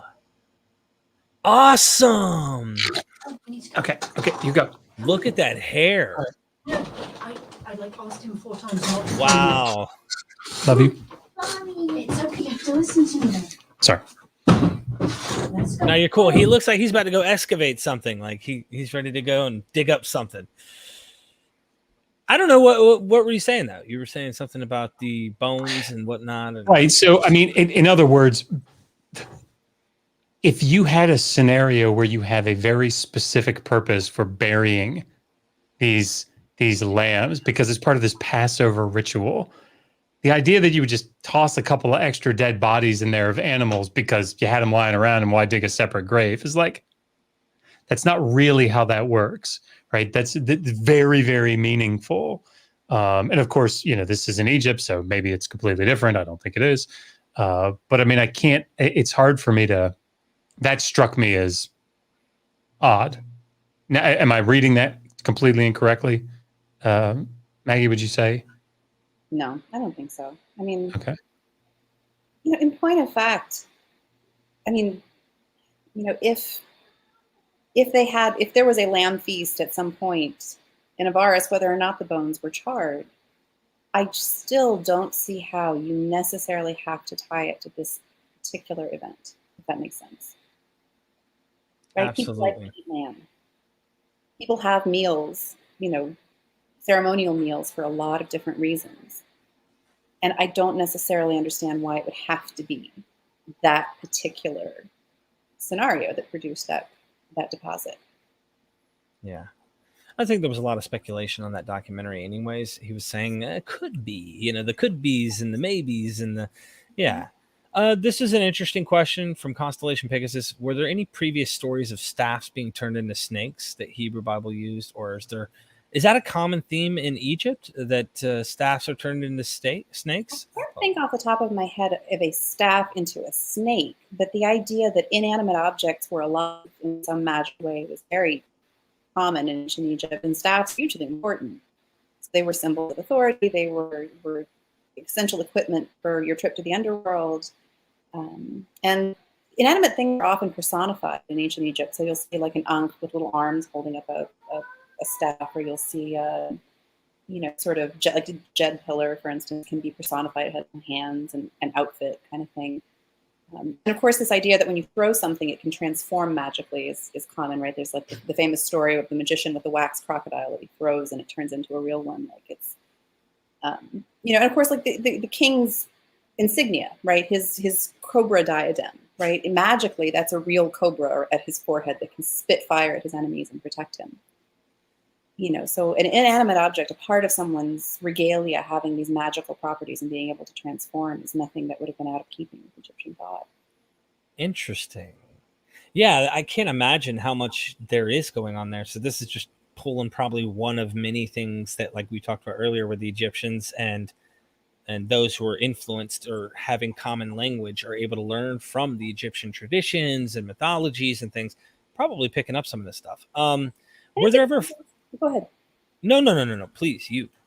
I was going to say it depends on the period. What the nature of that contact would have been. Sometimes the Egyptians were in Canaan, sometimes their control of Canaan, particularly toward the end, right? In at the end of the Bronze Age, right? It's weak, right? And they're not as strong a presence there, right? But people move around, and they're in contact. I was thinking of when Pharaoh is saying every firstborn male child, the population's growing. Is that something in Egypt that is known? The firstborn male child, and like notice that the angel of death, this kind of connects to the 10 plagues thing, but like, again, the precise form of it is not, it's not lifted, it's not plagiarized from Egyptian mythology, but the pyramid texts refer to a mythological event called Day of the Slaying of the Firstborn.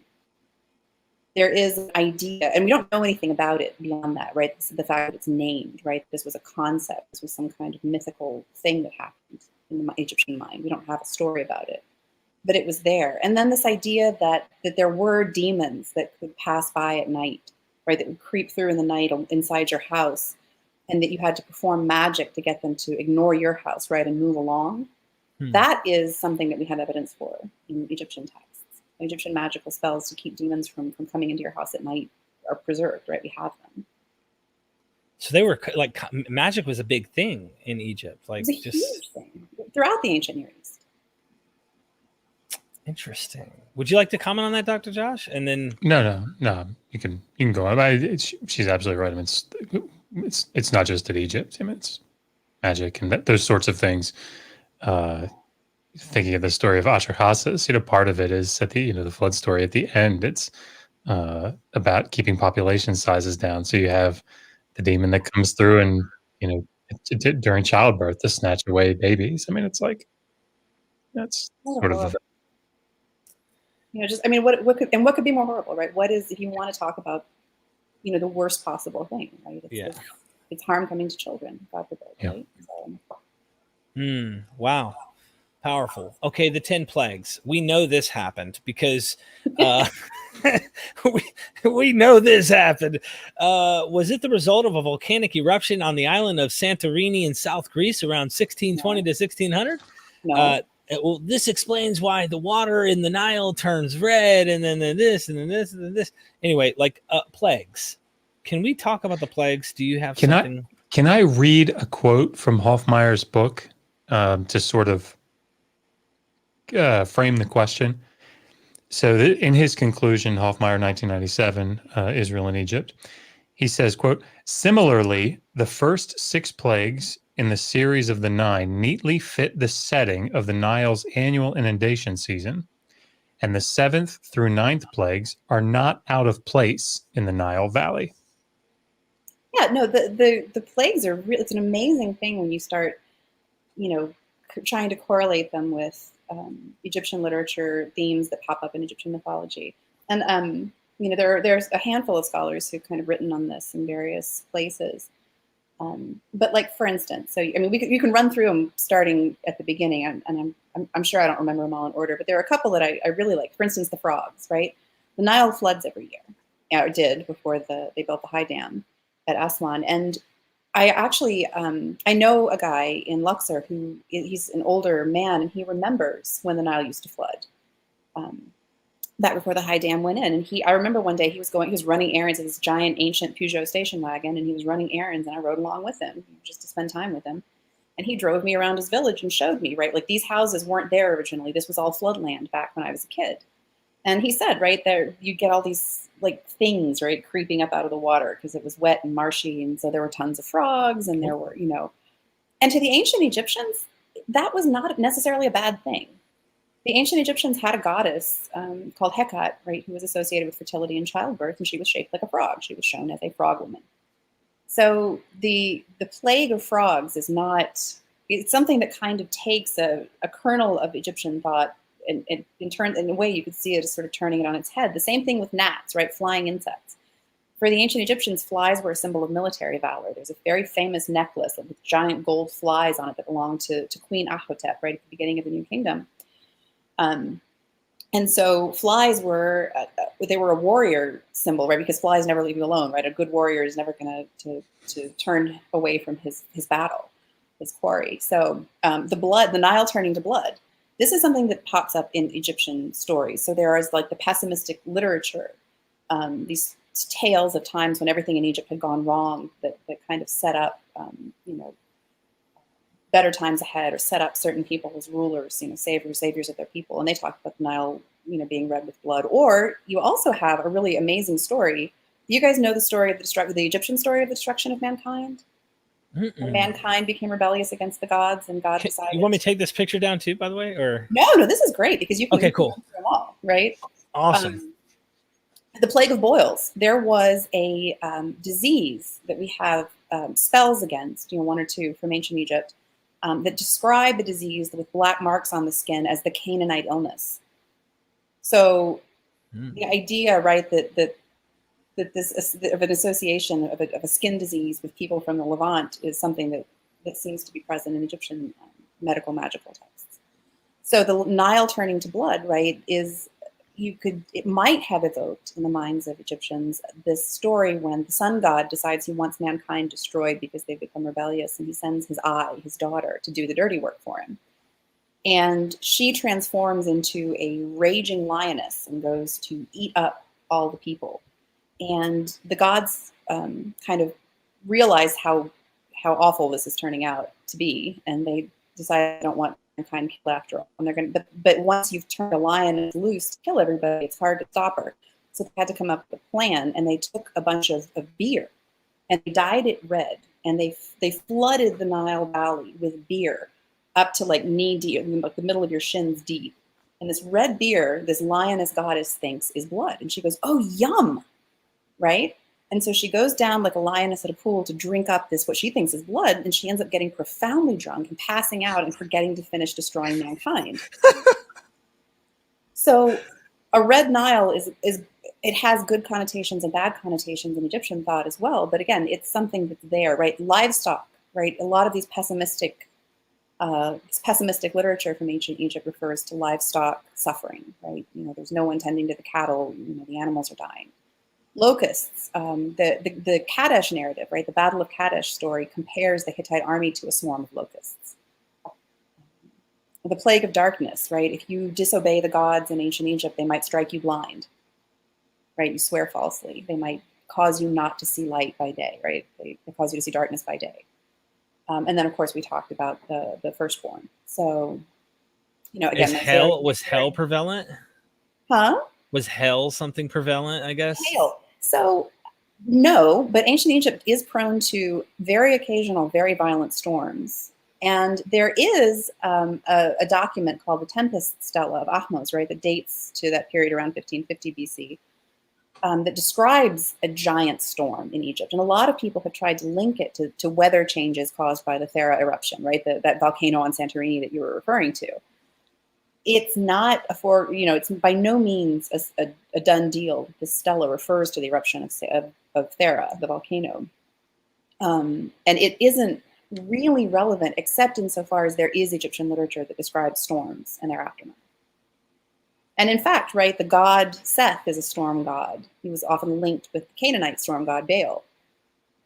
So there are these sort of echoes and places where you might be able to imagine a back and forth with Egyptian thought or culture that run throughout those the plague narrative. But the idea that it all happened at once because a literal guy named Moses literally had to deal with Pharaoh's hardened heart to get his people out of Egypt is not supported. Thank you for that. Everybody who's watching, hit that like button for that right there. That was just amazing. Seriously, I'm dead serious. I've never heard anything like this. I want to learn more from you, even just on Egypt. Like just on Egypt alone, I want to learn more from you. It doesn't have to stick to the Bible, Yeah, and these are not my ideas. I'd have to point you to the people who've dealt with these. I'm sure I could come up with some references if any of your listeners are interested. But it's, I think, really important to note. And we don't want to sort of overextend it, right? You don't want to just jump in there and go, oh yeah, see, look, right? The biblical authors or editors were you can find the exact thing, right? But there are, because you'd have to get into issues of linguistics and chronology that right. Again, it's not necessarily going to be borne out. But the fact of the matter is that anyone reading the Exodus narratives who knows Egyptian mythology and literature is going to have their mind flood with these images. Awesome. Dr. Josh, would you like to make a comment on that? No. Okay, I got one more of my little basic questions, and then if the audience has a super chat, they want to have a question. If not, if you guys want to make a remark, we're coming up on an hour and 45 minutes, and I know that all three of us have kids. Like I've got three monsters inside. You have your child that you were putting down right before we hit record, and Dr. Josh's kid can't even wait to join. He can't wait to teach us all. You know what I mean? So my question is, a lot of Christians are looking for like chariot wheels in the Red Sea and things like that. Was there ever a like serious defeat? Your laugh is contagious. Don't do that. No, sorry, it's just Maggie's face is priceless. Wasn't there like some splitting of this water and it could have been an earthquake in the north? I've heard someone try to explain this with like natural explanations or something. That's the thing, though. It could have been. But if we had definitive evidence, we wouldn't need apologists. I just don't think that there is any one moment that you can point to and say this had to have been it. There's outside of the Bible, there's no record of it. And if there were geological events that could have, or, what else have I heard conversely, right? That the Red Sea is not the actual body of water being discussed is not the Red Sea. It could have been a marshy area, and it just, there are so many different ways to try and make that work. But, even if, right, you could find a moment in time when the Red Sea parted, just the same way that, we could say the statue of a random Canaanite guy has to be the biblical Joseph, right? We could flip that, right? We could say just because the Red Sea parted doesn't mean the Israelites went through it. If it's a folk memory, if it's an historical memory, right, you could build up any kind of story around a kernel of something having happened. Just because, a volcano erupted in Hawaii doesn't mean that Moana is literally true. So, then this is not a knock on Moana, right? It's an amazing movie, like all kinds of fabulous things about it, right? But it doesn't have to be that. There's nobody draws, there's no smoking gun, nobody has connected all the dots. Nothing connects the dots. It's just not there. Ultimately, it's really in your mind. Song of the Sea. You know about this? The Song of the Sea? Yeah, Josh can tell you about the Song of the Sea. Song of the Sea. So Exodus 15. Bernard Bato has a good article on that. In that, we keep referencing this book called, I think it's called The Transdisciplinary Approach to the Exodus. It's something like that.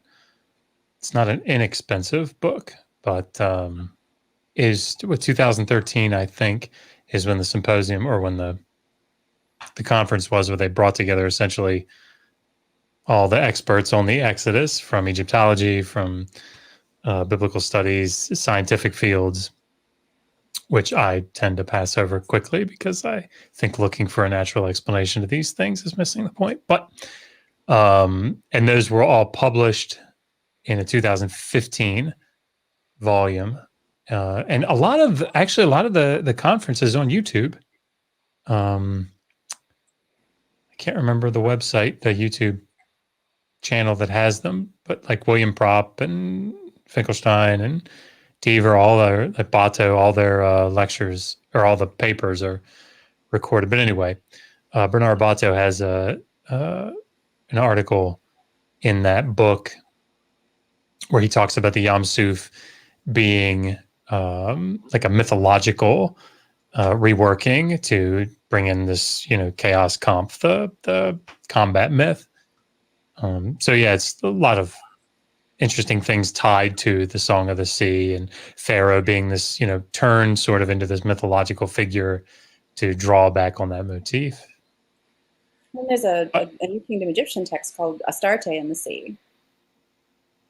Right, so this idea of contending with the sea and the gods of Canaan and being a subject of interest among the Egyptians in that period is supported, in that regard. Wow. Interesting. I got so much more I want to learn from you, and I need to really wrap my head around some of this information. Constellation Pegasus, thank you so much for the kind compliment and everyone's compliments today. For both of our guests, I have one thing that I just wanted to play, and you can go ahead and call me stupid for it, but it is what it is. I have to show you guys this. This is how I feel about after today with our discussion. So let me know what you guys think. You ready? So you're telling me there's a chance?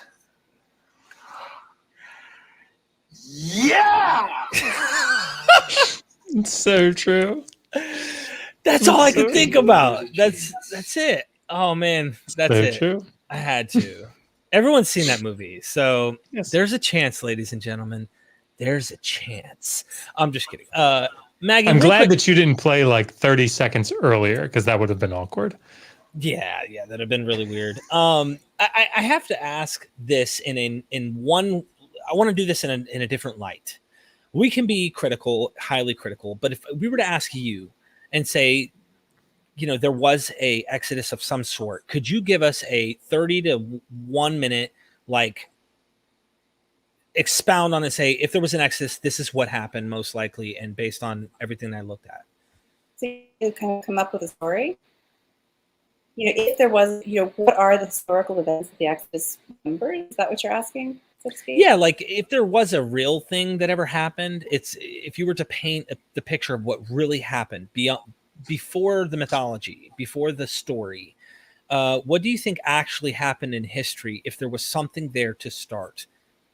Perhaps there was a group of people coalescing, right? A group of people developing an identity, sort of forming a state, right? Coming to think of themselves as the possessors of a state.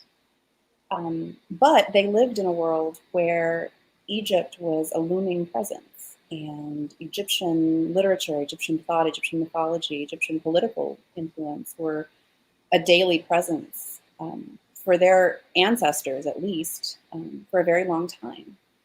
And they probably were aware of stories in which, right, people went from Canaan to Egypt and made good, and cases in which people who spoke Semitic languages and had, and perhaps were their own literal ancestors had been slaves in Egypt. And those stories kind of came together in a jumble, but a very important jumble because they reflect a reality, which is that the moment when these people kind of, the point where they can really call themselves a people is a point at which they break free from Egyptian influence in some way. The Egyptian army withdraws because political events in Egypt have gone haywire, or, and the story comes together. And this gets back to this idea that Josh keeps bringing it up, right? Cultural memory, this idea that the Exodus is a cultural memory. And this is, of course, Jan Assmann's famous idea, right? He's sort of the best known proponent of this idea of cultural memory, is that it's a story that you tell that has elements of truth, but the details aren't really all that important, really. So like, in a family, we have these stories, right? Like you have, say your mom talks about that time when you were 2 and you stood up to a bully and you walloped him. You were actually 3 and the bully was your older brother. Your mom thought it was the neighbor, but the point is that you're the kind of kid who doesn't like to be bullied. So, and could win a fight. And so I find that compelling. So, I mean, I do, and I don't think, and again, I don't like, it's always my principle to give ancient people credit for the stories that they tell, and to credit them with the ability to recognize their history and to remember it. And nothing would surprise me less than to learn that people really did have records of the Hyksos retreat, or they had records of some other point in time when a group of people of Canaanite origin left Egypt together. Again, the idea that there were 6 million of them, or 600,000 of them, or however many millions, right? These are the kind of details that people might fill in around some kernel of memory to give it even more semblance of reality, of truth, because ancient people thought that history needed to happen the way it's remembered for other things to be true, right? They put a lot of stock in history and the ancientness of things and the veracity of history, right? Historical memories. So they might have been filling in some details where they didn't have them, but, or this, in other words, those numbers might have come from somewhere, right? Population estimates, people took tax censuses in the ancient Near East, right? There are all kinds of different ways that those details could have gotten filled in over time, but all of the things that we have talked about are probably part of the story, is the short version. Interesting. Dr. Josh, comment? Yeah, my father tells the story of growing up in Calvert County here in Maryland, and, growing up dirt poor before there was a big Route 4 coming down through Calvert County, and growing up hungry. And he talks about how he and his brother walked 5 miles from their house, down in Lusby, up past Green's store and down the road in the middle of the night, because it was a watermelon patch that the farmer John or whatever, but I would just call him the farmer because I don't know his name, right? And when they walked all that way on no food, burning all those calories that they didn't have, to spare, and they got there, and the farmer turned the light on and sicked his dogs on him.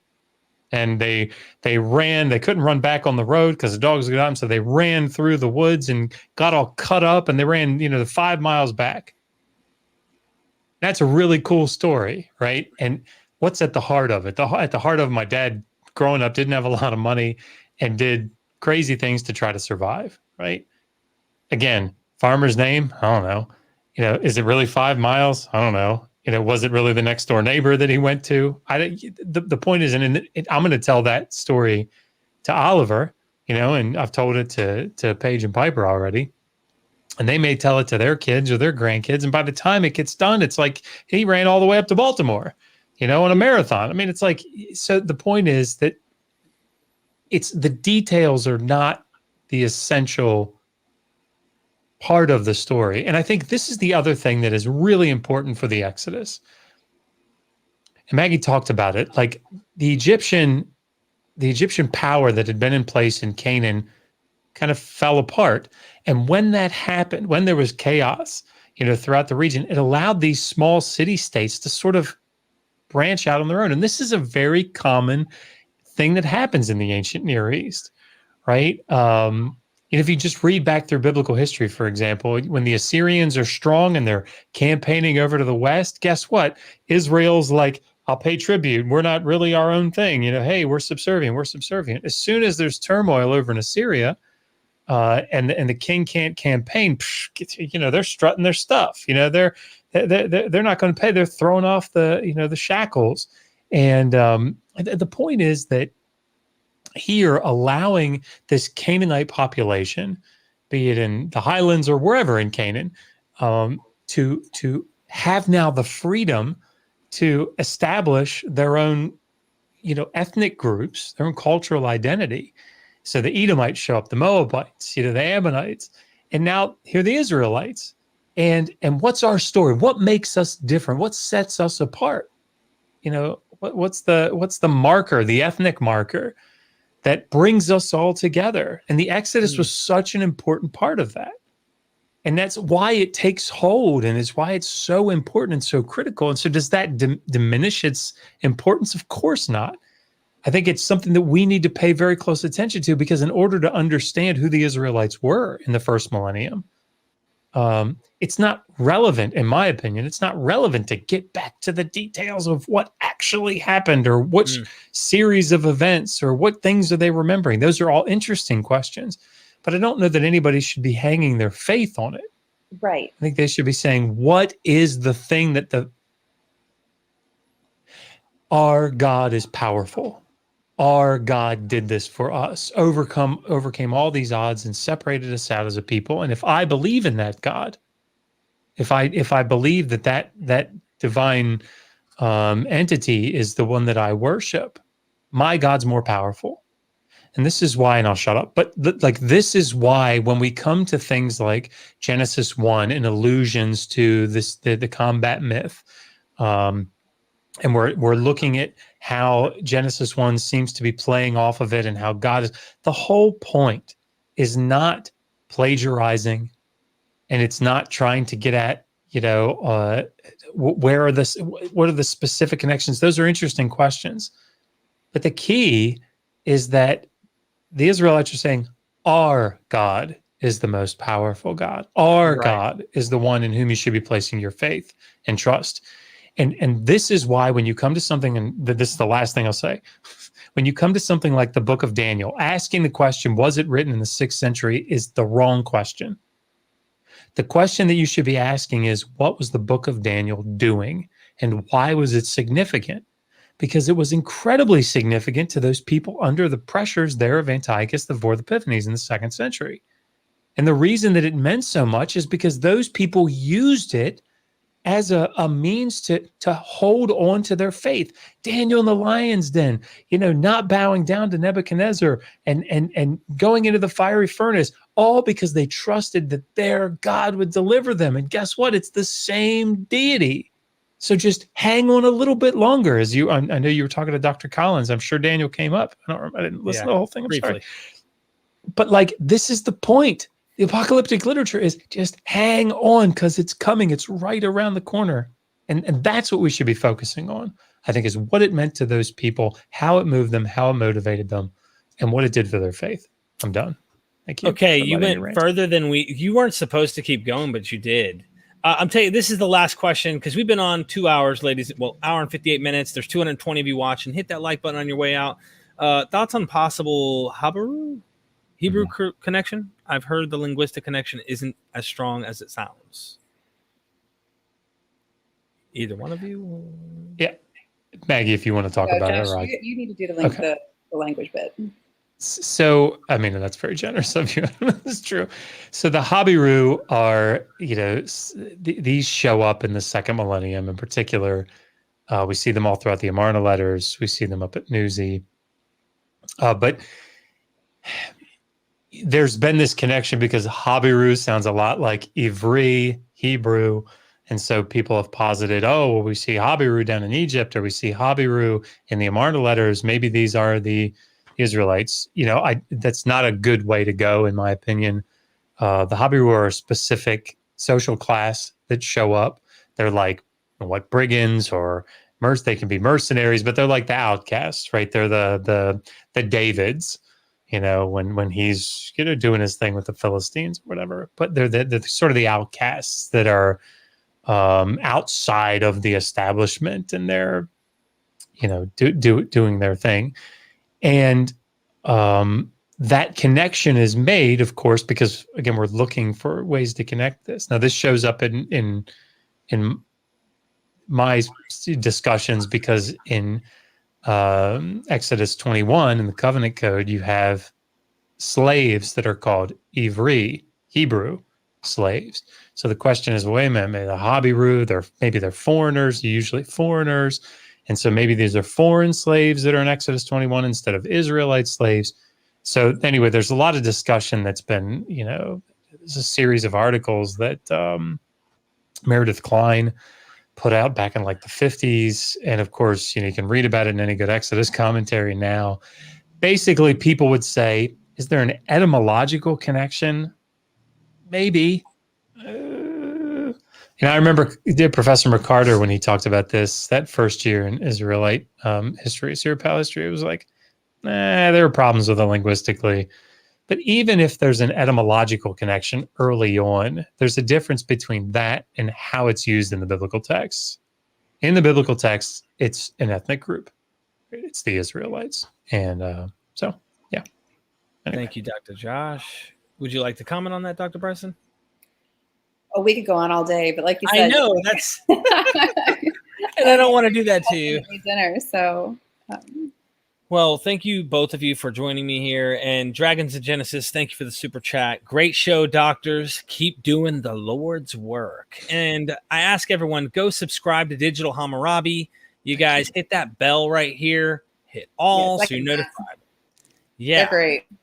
They really are. I look up to them in many ways. I would love to get her on. I can't pronounce her last name. I can't pronounce Stavrakopoulos.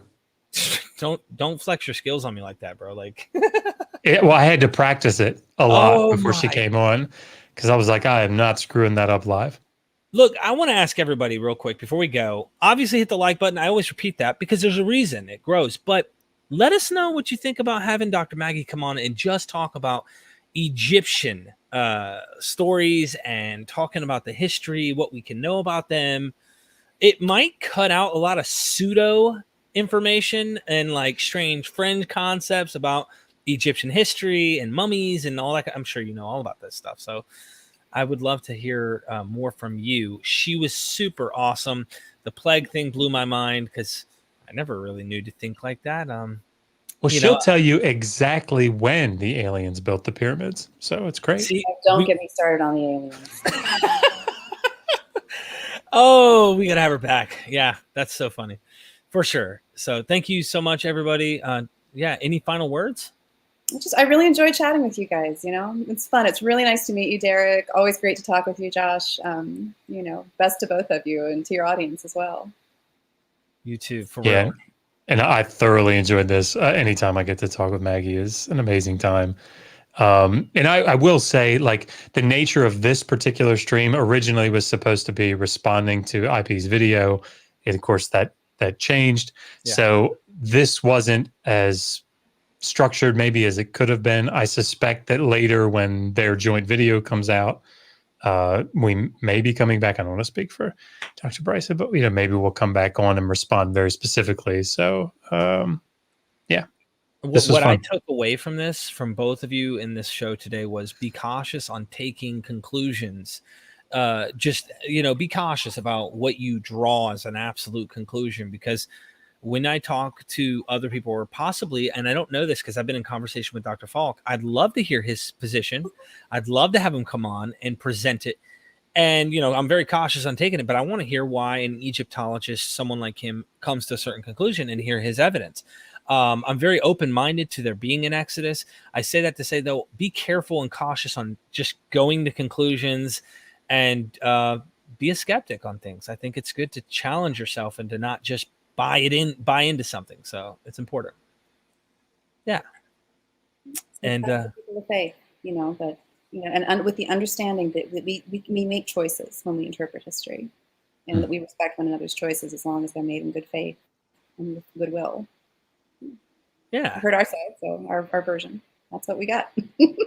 Well, thank you so much. I've been educated. Ladies and gentlemen, in case cognitive dissonance has hit you hard, and sometimes it hits me hard, I don't want you to forget, we are MythVision.